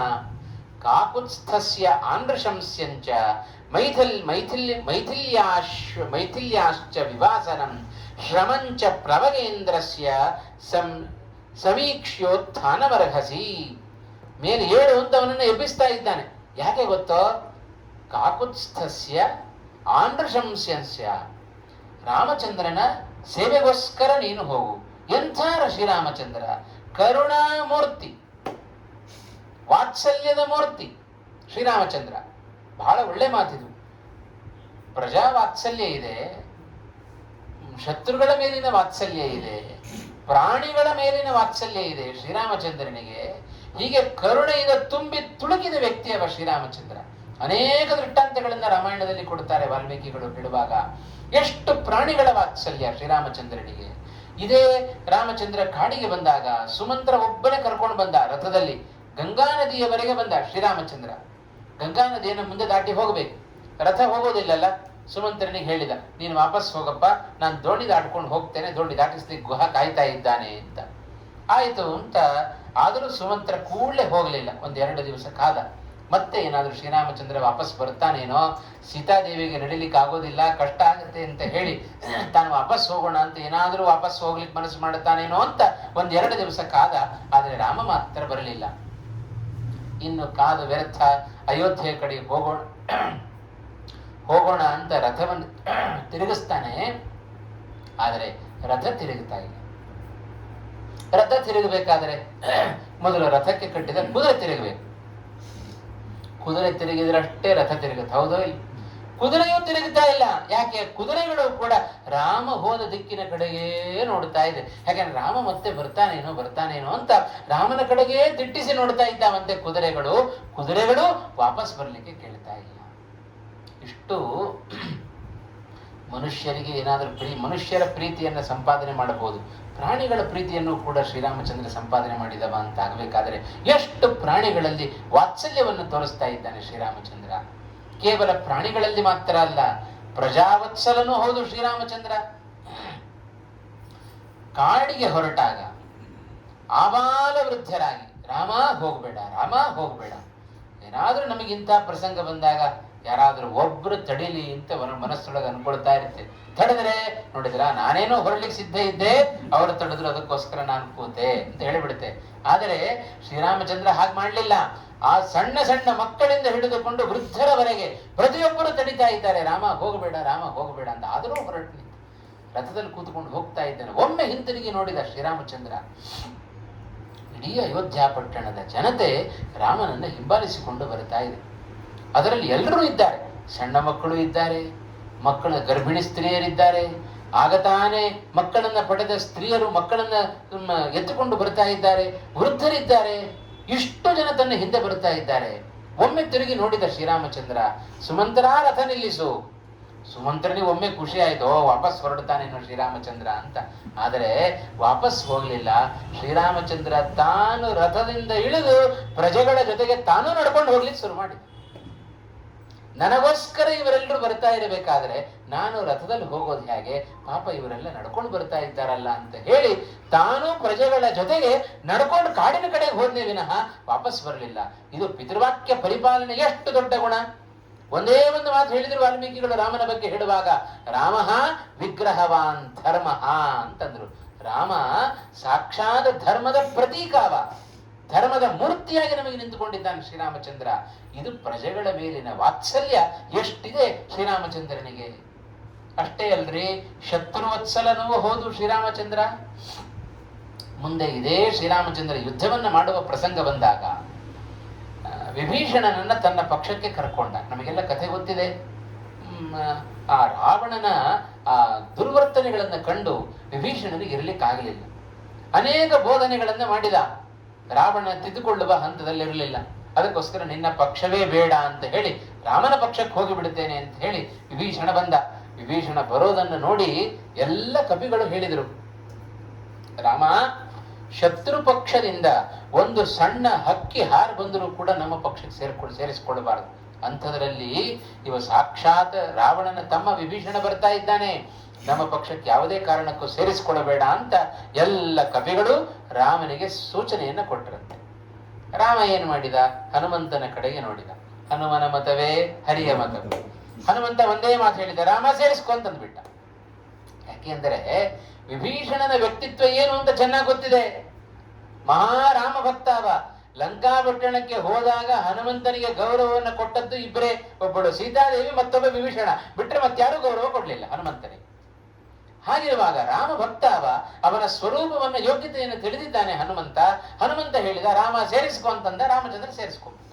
ಆಗ ಎಲ್ಲ ಕವಿಗಳಿಗೆ ಶ್ರೀರಾಮಚಂದ್ರ ಹೇಳುತ್ತಾನೆ, ರಾವಣನ ತಮ್ಮ ವಿಭೀಷಣ ಬಂದದ್ದಕ್ಕೇನೆ ನೀವು ಹೇಗೆ ಹೇಳಿದ್ರಿ, ಆದರೆ ಈ ಕ್ಷಣದಲ್ಲಿ ಶತ್ರುವಾದ ರಾವಣ ಬಂದು ರಾಮಾನಿಗೆ ನಾನು ಶರಣಾಗತನಾಗಿದ್ದೇನೆ ಅಂದ್ರೆ ಅವನನ್ನು ನನ್ನ ಪಕ್ಷಕ್ಕೆ ಸೇರಿಸಿಕೊಡುತ್ತೇನೆ ಅಂತಂದವ ಶ್ರೀರಾಮಚಂದ್ರ. ಇದು ಶತ್ರುಗಳ ಮೇಲೂ ಕೂಡ ಎಷ್ಟು ವಾತ್ಸಲ್ಯವನ್ನು ಇಟ್ಟಿದ್ದಾನೆ. ಆದ್ದರಿಂದ ಕೇವಲ ಪ್ರಜಾವತ್ಸಲ ಅಲ್ಲ, ಕೇವಲ ಪ್ರಾಣಿವತ್ಸಲ ಅಲ್ಲ, ಶತ್ರುವತ್ಸಲನೂ ಹೌದು ಶ್ರೀರಾಮಚಂದ್ರ. ಇದು ಆ ಕಾರುಣ್ಯ. ಅದನ್ನೇ ಇಲ್ಲಿ ಮೈನಾಕನಿಗೆ ವರುಣ ತಾನು ಉಲ್ಲೇಖವನ್ನು ಮಾಡುತ್ತಾ ಇದ್ದಾನೆ. ಕಾಕುತ್ಸ್ಥಸ್ಯ ಆಂಧ್ರಶಂಸ್ಯಂ. ಆಂಧ್ರಶಂಸ್ಯ ಶಬ್ದಕ್ಕೆ ಅವನ ಕಾರುಣ್ಯ ಅಥವಾ ಅವನ ವಾತ್ಸಲ್ಯ. ಶತ್ರು ವಾತ್ಸಲ್ಯಕ್ಕೆ ಮತ್ತೊಂದು ಉತ್ತಮವಾದ ಉದಾಹರಣೆ, ಶ್ರೀರಾಮಚಂದ್ರ ಸಮುದ್ರದಲ್ಲಿ ಸೇತುವೆಯನ್ನು ಕಟ್ಟುತ್ತಾ ಇದ್ದಾನೆ. ಬಹಳ ಆಶ್ಚರ್ಯ. ಏನ್ ಆಶ್ಚರ್ಯ, ನೀರಲ್ಲಿ ಒಂದು ಸಣ್ಣ ಕಲ್ಲು ಹಾಕಿದ್ರು ಕೂಡ ಮುಳುಗಿ ಹೋಗುತ್ತೆ. ಅಂಥದ್ರಲ್ಲಿ ದೊಡ್ಡ ದೊಡ್ಡ ಪರ್ವತಗಳನ್ನ, ಬಂಡೆ ಕಲ್ಲುಗಳನ್ನ ತಂದು ಹಾಕ್ತಾ ಇದ್ದಾರೆ, ಆದ್ರೆ ತೇಲ್ತಾ ಇದೆ. ಆಚೆ ದಡದಲ್ಲಿ ನಿಂತುಕೊಂಡು ಎಲ್ಲ ರಾಕ್ಷಸರು ನೋಡುತ್ತಾ ಇದ್ದಾರೆ ಕಪಿಗಳ ಈ ಆಟವನ್ನ. ಕಪಿಚೇಷ್ಟೆ ಅಂತಾರೆ ನೋಡಿ, ಹಾಗೆ ಈ ಕಪಿಚೇಷ್ಟೆಯನ್ನು ನೋಡುತ್ತಾ ಇದ್ದಾರೆ. ಆಶ್ಚರ್ಯ ಇದು ಎಲ್ಲ ರಾಕ್ಷಸರಿಗೆ. ಏನಿದು, ಸಮುದ್ರದಲ್ಲಿ ಕಲ್ಲನ್ನು ಹಾಕ್ತಾ ಇದ್ದಾರೆ, ಆದರೂ ಕೂಡ ಈ ಕಲ್ಲು ತೇಲ್ತಾ ಇದೆಯಲ್ಲ, ಇದು ಏನಪ್ಪ ಕಪಿಗಳ ಸಾಮರ್ಥ್ಯ. ರಾವಣನ ಎದುರಿಗೆ ಬಂದು ಹೇಳಿದರಂತೆ, ರಾವಣ ಹೀಗೆಲ್ಲ ಮಾಡ್ತಾ ಇದ್ದಾರೆ ಕಪಿಗಳು, ಸೇತುವೆಯನ್ನು ಕಟ್ಟುತ್ತಾ ಇದ್ದಾರೆ, ಏನು ಆಶ್ಚರ್ಯ, ದೊಡ್ಡ ದೊಡ್ಡ ಬಂಡೆ ಕಲ್ಲು ಹಾಕಿದ್ರು ಕೂಡ ಸಮುದ್ರದಲ್ಲಿ ತೇಲ್ತಾ ಇದೆ, ಏನಿದು ಕಪಿಗಳ ಸಾಮರ್ಥ್ಯ. ರಾವಣನಿಗೆ ಇರಿಸು ಮುರುಸಾಯ್ತು. ತಾನು ನೋಡಿದ್ರೆ ರಾವಣೋ ಲೋಕರಾವಣ ಅಂತ ಹೇಳ್ತಾರೆ. ಇಡೀ ಲೋಕವನ್ನೇ ಗಡಗಡ ನಡುಗಿಸುವವ ರಾವಣ. ಅಂತದ್ರಲ್ಲಿ ಈ ಸಾಮರ್ಥ್ಯವನಲ್ಲಿ ಇಲ್ಲ ಅಂತ ಹೇಳಿಬಿಟ್ರೆ ಹೇಗೆ, ಅವಮಾನ ಆದ ಹಾಗಲ್ವೋ. ಕಪಿಗಳೆಲ್ಲ ತನ್ನ ರಾಕ್ಷಸರಿಗೆ ಹೇಳಿದ, ಅದೇನ್ ಮಹಾ, ನನ್ನಲ್ಲೂ ಆ ಸಾಮರ್ಥ್ಯ ಇದೆ ಅಂತಂದ್ಬಿಟ್ಟ ರಾವಣ. ಅಷ್ಟಕ್ಕೆ ಸುಮ್ಮನಾಗ್ಲಿಲ್ಲ. ಹಾಗಾದ್ರೆ ನಾವು ನೋಡ್ಬೇಕು ಬಾರಪ್ಪ ಅಂತಂದ್ರು. ಸಮುದ್ರದ ಬಳಿ ಕರ್ಕೊಂಡು ಬಂದ್ರು ರಾವಣನನ್ನ. ಹೌದು, ನಿನಗೂ ಕಲ್ಲನ್ನು ತೇಲಿಸುವ ಸಾಮರ್ಥ್ಯ ಇದೆಯಲ್ವೋ, ಹಾಗಾದ್ರೆ ನೀನು ಒಂದು ಕಲ್ಲನ್ನು ತೇಲಿಸು. ಏನ್ ಮಾಡೋದು, ರಾವಣನಿಗೆ ಸಂಕಟದ ಪರಿಸ್ಥಿತಿ ಬಂತು. ಬಿಟ್ರೆ ಅವಮಾನ, ಹಾಕಿದ್ರೂ ಅವಮಾನ, ಹಾಕಿದ್ರೆ ತೇಲಿಸುವ ಸಾಮರ್ಥ್ಯ ಇಲ್ಲ. ಆದರೂ ಧೈರ್ಯ ಮಾಡಿದ, ಒಂದು ದೊಡ್ಡ ಕಲ್ಲನ್ನು ತೆಗೆದುಕೊಂಡು ಸಮುದ್ರಕ್ಕೆ ಹಾಕೇ ಬಿಟ್ಟ ರಾವಣ. ಏನ್ ಆಶ್ಚರ್ಯ, ಆ ರಾವಣ ಹಾಕಿದ ಕಲ್ಲು ತೇಲಿಬಿಡ್ತು. ಅದಕ್ಕೆ ಭಾರಿ ಖುಷಿ ಪಟ್ಟರು ಎಲ್ಲ ದೈತ್ಯರು ಕೂಡ, ರಾಕ್ಷಸರೆಲ್ಲ ಸಂತೋಷ ಪಟ್ಟರಂತೆ. ಇಲ್ಲ, ನಮ್ಮ ರಾವಣನಿಗೂ ಆ ಸಾಮರ್ಥ್ಯ ಇದೆ, ಬಹಳ ಸಂತೋಷ ಪಟ್ಟರು. ಮನೆಗೆ ಬಂದ್ಮೇಲೆ ಹೆಂಡತಿ ಕೇಳ್ತಾ ಇದ್ದಾಳೆ ಮಂಡೋದರಿ, ಅದೇ ಗಂಡನ ಸಾಮರ್ಥ್ಯ ಹೆಂಡತಿ ಚೆನ್ನಾಗಿ ಗೊತ್ತಿರುತ್ತೆ ಅಂತ. ಹಾಗಾಗಿ ಹೆಂಡತಿ ಕೇಳ್ತಾ ಇದ್ದಾಳೆ ಮಂಡೋದರಿ, ನೀವು ಕಲ್ಲನ್ನು ತೇಲಿಸುವ ಸಾಮರ್ಥ್ಯ ನಿಮಗೆ ಇರಲಿಲ್ವಲ್ಲ, ಹೇಗೆ ತೇಲಿಸಿದ್ರಿ ನೀವು ಕಲ್ಲನ್ನ ಅಂತ ಕೇಳಿದ್ರು. ಅದಕ್ಕೆ ರಾವಣ ಉತ್ತರ ಕೊಟ್ಟ, ಕಲ್ಲನ್ನು ಹಾಕಿದೆ, ಹೌದು, ಹಾಕುವಾಗ ಏನ್ ಮಾಡಿದೆ ನಾನು, ಏನು ಕಣ್ಣು ಮುಚ್ಚಿದ್ರಿ, ಅಲ್ಲೇ ಇರೋದು ಸ್ವಾರಸ್ಯ ಅಂತಂದ ರಾವಣ. ಕಣ್ಣು ಮುಚ್ಚಿ ನಾನು ಏನ್ ಹೇಳಿದೆ, ರಾವಣ ಕಲ್ಲನ್ನ ಎತ್ತಿ ಹಾಕುವಾಗ ಮನಸ್ಸಲ್ಲೊಂದು ಪ್ರತಿಜ್ಞೆ ಮಾಡಿದ, ಒಂದು ಆಣೆ ಮಾಡಿದ, ರಾಮ ನಾನು ಈ ಕಲ್ಲನ್ನು ಹಾಕ್ತಾ ಇದ್ದೇನೆ, ಮುಳುಗಿದ್ರೆ ನಿನ್ನ ಮೇಲೆ ಆಣೆ ಅಂತ ಅಂದ್ಬಿಟ್ಟು. ರಾಮನ ಮೇಲೆ ಆಣೆ ಮಾಡಿ ರಾವಣ ಕಲ್ಲನ್ನು ಎತ್ತಿ ಹಾಕಿದ, ಆ ಕಲ್ಲನ್ನು ತೆಲಿಸಿಬಿಟ್ಟ ಶ್ರೀರಾಮಚಂದ್ರ ಅಂತ. ಇದು ಶತ್ರುವಿನ ಮೇಲೆ ಎಷ್ಟು ವಾತ್ಸಲ್ಯ ಇದೆ. ಎಲ್ಲೋ ಇದ್ದಾನೆ, ಆಚೆ ದಡದಲ್ಲಿದ್ದಾನೆ ಶ್ರೀರಾಮಚಂದ್ರ, ಇಲ್ಲಿದ್ದಾನೆ ರಾವಣ, ಯಾಕೆ ತೇಲಿಸಬೇಕಾಗಿತ್ತು? ಇದೆಲ್ಲ ಆ ಶತ್ರುವಿನ ವಾತ್ಸಲ್ಯ ಎಷ್ಟಿದೆ. ಇದು ವಿಭೀಷಣ ಮಾತ್ರ ಅಲ್ಲ, ರಾವಣ ಅಲ್ಲ, ರಾವಣ ಯಾವ ಲೆಕ್ಕ ಶ್ರೀರಾಮಚಂದ್ರನಿಗೆ. ಹಾಗಾಗಿ ಇಂಥ ಸಾವಿರಾರು ರಾವಣರು ಬಂದರೂ ಕೂಡ ರಾಮಚಂದ್ರನ ಒಂದು ರೋಮವನ್ನು ಕೂಡ ಅಲಗಾಡಿಸ್ಲಿಕ್ಕಾಗುವುದಿಲ್ಲ, ಅಷ್ಟು ಸರ್ವಸಮರ್ಥನಾದ ವ್ಯಕ್ತಿ ಅವ ಶ್ರೀರಾಮಚಂದ್ರ. ಇದೆಲ್ಲದರ ಹಿನ್ನೆಲೆಯಲ್ಲಿ ವರುಣ ಹೇಳಿದ ಕಾಕುತ್ಸ್ಥಸ್ಯ ಆಂಧ್ರಶಂಸ್ಯಂಚ. ಆ ದಯಾಪರತೆಯನ್ನ, ಶ್ರೀರಾಮಚಂದ್ರನ ದಯಾಪರತೆಯನ್ನ ನೋಡಿ ಸೀತಾದೇವಿಯ ಆ ದೇಶ ಭ್ರಷ್ಟತೆಯನ್ನ ಗಮನಿಸಿ, ಜೊತೆಗೆ ಶ್ರಮಂಚ ಪ್ಲವಗೇಂದ್ರಸ್ಯ, ಎಷ್ಟು ಶ್ರಮ ಪಡ್ತಾ ಇದ್ದಾನಪ್ಪ ಹನುಮಂತ.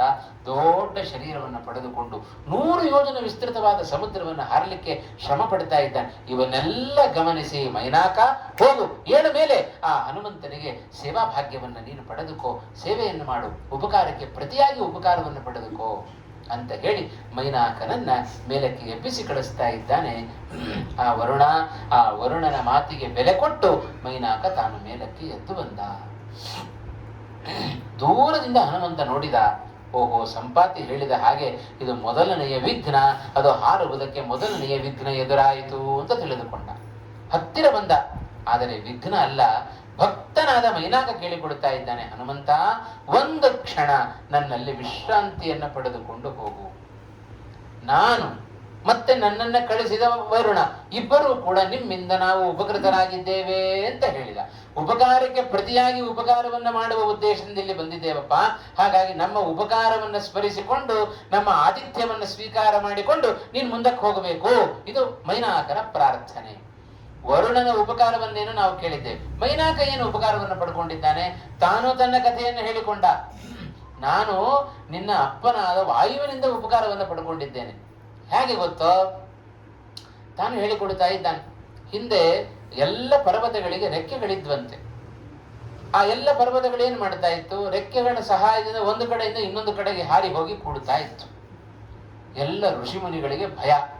ಈ ಪರ್ವತಗಳು ಏನಾದರೂ ನಮ್ಮ ಆಶ್ರಮದ ಮೇಲೆ ಬಂದು ಕೂತ್ ಬಿಟ್ರೆ ನಾಳೆ ಒಂದು ದಿವಸ ಏನು ಮಾಡೋದು? ಹಾಗಾಗಿ ಎಲ್ಲ ಋಷಿಗಳು, ಮುನಿಗಳು, ಜೊತೆಗೆ ದೇವತೆಗಳು ಎಲ್ಲರೂ ಪ್ರಾರ್ಥನೆಯನ್ನು ಮಾಡಿಕೊಂಡ್ರು. ದೇವೇಂದ್ರನಿಗೂ ಸಿಟ್ಟು ಬಂತು. ಹಾಗಾಗಿ ಈ ಪರ್ವತಗಳ ರೆಕ್ಕೆಗಳನ್ನೇ ನಾನು ತುಂಡರಿಸಿ ಬಿಡೋಣ ಅಂತ ಹೇಳಿ ಸಾವಿರಾರು ಪರ್ವತಗಳ ರೆಕ್ಕೆಗಳನ್ನ ತನ್ನ ವಜ್ರಾಯುಧದಿಂದ ತುಂಡರಿಸ್ತಾ ಬಂದ. ಈ ಮೈನಾಕನಿಗೆ ಭಯ ಪ್ರಾರಂಭ ಆಯಿತು. ಓ, ನನ್ನ ರೆಕ್ಕೆಗಳನ್ನು ಕೂಡ ಇವತ್ತು ತುಂಡರಿಸಿ ಬಿಡುತ್ತಾನೆ ಅಂತ ಹೆದರಿದವ. ಆ ಹೆದರಿಕೆಯಿಂದ ಕೂಡಿದ ಈ ಮೈನಾಕನನ್ನ ಈ ಹನುಮಂತನ ತಂದೆ ವಾಯುಸುತ ಇವ ಹನುಮಂತ. ಹಾಗಾಗಿ ಆ ವಾಯುದೇವರ ಮೂಲಕವಾಗಿ ರಕ್ಷಣೆಯನ್ನ ಪಡೆದುಕೊಂಡವ ಈ ಮೈನಾಕ. ಆ ಮೈನಾಕನನ್ನ ತಂದು ಈ ಸಮುದ್ರದ ಒಳಗೆ ಹಾಕಿಬಿಟ್ರಂತೆ ವಾಯುದೇವರು. ಹಾಗಾಗಿ ದೇವೇಂದ್ರನಿಂದ ಉಳಿದುಕೊಂಡವ ಇವ, ರೆಕ್ಕೆಗಳನ್ನು ಕಡಿಸಿಕೊಳ್ಳದೆ. ಹಾಗಾಗಿ ವಾಯುವಿನಿಂದ ಉಪಕಾರವನ್ನ ನಾನು ಪಡೆದಿದ್ದೇನೆ. ಆ ವಾಯು ಸುತ ನೀನು ಹನುಮಂತ. ಆತ್ಮ ವೈ ಪುತ್ರ ನಾಮಾಸಿ ಅಂತ ಹೇಳ್ತಾರೆ. ಮಗನಿಗೆ ನಾವು ಏನಾದರೂ ಸಲ್ಲಿಸಿದರೆ ಅದು ಅಪ್ಪನಿಗೆ ಸೇರುತ್ತೆ ಅಂತ ಅರ್ಥ.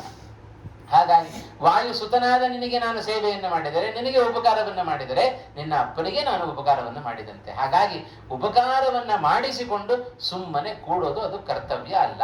ಹಾಗಾಗಿ ಉಪಕಾರಕ್ಕೆ ಪ್ರತಿಯಾಗಿ ಏನಾದರೂ ಒಂದು ಉಪಕಾರವನ್ನು ಮಾಡಲೇಬೇಕಾದ್ದು ಪ್ರತಿಯೊಬ್ಬರ ಕರ್ತವ್ಯ. ಈಗ ಹೇಗಿದೆ ಕಾಲ ಅಂದ್ರೆ, ಉಪಕಾರ ಮಾಡೋದು ಬೇಡ, ಸದ್ಯ ಅಪಕಾರ ಮಾಡದೇ ಇದ್ರೆ ಸಾಕು ಅಂತ ಉಪಕಾರವನ್ನು ಮಾಡಿಸ್ಕೊಂಡಿರ್ತೇವೆ ನಾವು. ಸದ್ಯ ಅಪಕಾರ ತಿರುಗಿ ಅಪಕಾರ ಮಾಡದೇ ಇದ್ರೆ ಅದೇ ದೊಡ್ಡ ಉಪಕಾರ ಮಾಡಿದ ಹಾಗೆ ಅಂತ. ಹಾಗಾಗಿ ರಾಮಾಯಣದ ಮೂಲಕ ನಾವು ಜೀವನದಲ್ಲಿ ತಂದುಕೊಳ್ಳಬೇಕಾದ್ದು, ಯಾರಿಂದಾದರೂ ಸಣ್ಣ ಉಪಕಾರವನ್ನು ನಾವು ಪಡೆದಿದ್ದರೆ ಅದನ್ನು ಸರ್ವಥಾ ನಾವು ಮರಿಬಾರದು. ಅದಕ್ಕೆ ಪ್ರತಿಯಾಗಿ ಉಪಕಾರವನ್ನ ಮಾಡಬೇಕಾದ್ದು ನಮ್ಮೆಲ್ಲರ ಕರ್ತವ್ಯ. ಆದರೆ ಇದನ್ನು ಆಲೋಚನೆ ಮಾಡಿದರೆ ಎಷ್ಟು ನಾವು ಅಪಕಾರಿಗಳಾಗಿದ್ದೇವೆ ಅನ್ನೋದನ್ನು ಆಲೋಚನೆ ಮಾಡಬೇಕು. ಉಪಕಾರ ಮಾಡಿದವರಿಗೆ ಇವತ್ತು ಪ್ರತಿಯಾಗಿ ನಾವು ಉಪಕಾರವನ್ನ ಮಾಡುತ್ತಾ ಇಲ್ಲ. ಉಪಕಾರವನ್ನ ಮಾಡದೇ ಇದ್ರೆ ಅವನನ್ನ ಅಪಕಾರಿ ಅಂತ ಕರೀತಾರೆ. ಯಾರ ಉಪಕಾರ ನಮ್ಮ ಮೇಲಿದೆ? ಯಾರಿಂದಲೂ ನಾನು ಹಣ ತೆಗೆದುಕೊಳ್ಳಿಲ್ಲ, ಹಾಗೆ ನಾನು ಯಾರಿಗೂ ಸಹಾಯವನ್ನು ನಾನು ತೆಗೆದುಕೊಂಡಿಲ್ಲ, ಅದರಿಂದ ನಾನು ಯಾರಿಗೂ ಸಹಾಯ ಮಾಡಬೇಕಾಗಿಲ್ಲ ಅಂತ ಧೈರ್ಯ ಪ್ರತಿಜ್ಞೆ ಮಾಡಿ ಕೂತ್ ಬಿಡ್ತೇವೆ ನಾವು. ಆದರೆ ಯಾರಿಂದ ಉಪಕಾರ ನಾವು ಪಡಿತಾ ಇದ್ದೇವೆ? ಹೆಜ್ಜೆಗೆ ವಾಯುದೇವರಿಂದ ಉಪಕಾರವನ್ನು ಪಡಿತಾ ಇದ್ದೇವೆ. ಭಗವಂತನಿಂದ ಉಪಕಾರವನ್ನು ನಾವು ಪಡಿತಾ ಇದ್ದೇವೆ. ನಮಗೆ ಅರಿವಿಲ್ಲದಂತೆ ನಮ್ಮ ದೇಹದಲ್ಲಿ ಉಸಿರಾಟವನ್ನು ನಿರ್ವಹಣೆ ಮಾಡ್ತಾ ಇದ್ದಾರೆ ವಾಯುದೇವರು. ಪ್ರಾಣರೂಪದಿಂದ ಒಳಗಡೆ ಪ್ರವೇಶವನ್ನು ಮಾಡಿದ್ದಾರೆ. ಈ ಒಂದು ಅಪವಿತ್ರವಾದ ದೇಹ ಇದು. ಒಳಗಡೆ ಬರೀ ರಕ್ತ, ಮೂಳೆ, ಎಲ್ಲ ಅಮೇಧ್ಯಗಳು ಇವೇ ತುಂಬಿಕೊಂಡಿದ್ದ ಅಪವಿತ್ರವಾದ ಈ ಶರೀರಕ್ಕೆ ಒಂದು ದೇವಸ್ಥಾನದ ದೇವ ಮಂದಿರದ ಮೆರಗನ್ನ ಕೊಟ್ಟವರು ವಾಯುದೇವರು. ತಾವು ಈ ದೇಹವನ್ನ ಪ್ರವೇಶ ಮಾಡುವುದರ ಮೂಲಕ ಭಗವಂತನನ್ನು ಈ ದೇಹದ ಒಳಗಡೆ ಪ್ರವೇಶ ಮಾಡುವಂತೆ ಮಾಡಿ ಈ ಅಪವಿತ್ರವಾದ ದೇಹಕ್ಕೂ ಕೂಡ ಒಂದು ಪಾವಿತ್ರ್ಯವನ್ನು ತಂದುಕೊಟ್ಟವರು ವಾಯುದೇವರು. ಇನ್ನೆಷ್ಟು ಉಪಕಾರವನ್ನು ಮಾಡಿದರು. ಪ್ರಾಣ, ಅಪಾನ, ವ್ಯಾನ, ಉದಾನ, ಸಮಾನ ಎಂಬ 5 ರೂಪಗಳಿಂದ ನಮ್ಮ ದೇಹದ ಒಳಗಡೆ ಪ್ರವೇಶವನ್ನ ಮಾಡಿ ನಮ್ಮ ನಿದ್ರೆಯನ್ನ ನಿರ್ವಹಣೆ ಮಾಡ್ತಾ ಇದ್ದಾರೆ. ನಾವು ತಿನ್ನುವ ಆಹಾರವನ್ನ ಎಲ್ಲ ಕಡೆಯೂ ಕೂಡ ಉದಾನ ರೂಪದಿಂದ ಅದನ್ನ ಸಮರ್ಪಕವಾಗಿ ನಿರ್ವಹಣೆ ಮಾಡ್ತಾ ಇದ್ದಾರೆ. ಹಾಗೆ ಸುಷುಪ್ತಿಯಲ್ಲಿರುವ ನಮ್ಮನ್ನ ನಿರ್ವಹಣೆ ಮಾಡ್ತಾ ಇದ್ದಾರೆ. ಆದ್ದರಿಂದಲೇ ಅವರಿಗೆ ಉದಾನ ಅಂತ ಹೆಸರು. ಉದಾಂತ ಭಗವಂತನಿಗೆ ಹೆಸರು. ಉತ್ಕೃಷ್ಟತ್ವಾತ್ ಉ, ಆನಂದತ್ವಾಚ್ಚ ದ, ಪರಿಪೂರ್ಣವಾದ ಆನಂದವುಳ್ಳವ, ಉತ್ಕೃಷ್ಟನಾಗಿದ್ದಾನೆ ಭಗವಂತ. ಆದ್ದರಿಂದ ಅವನನ್ನ ಉದಾ ಅಂತ ಕರೀತಾರೆ. ಅಂಥ ಉದಾನಾಮಕ ಭಗವಂತನ ಬಳಿಯಲ್ಲಿ ನಮ್ಮನ್ನ ನಯತಿ, ಯಾವಾಗ? ಸುಷುಪ್ತಿಯಲ್ಲಿ.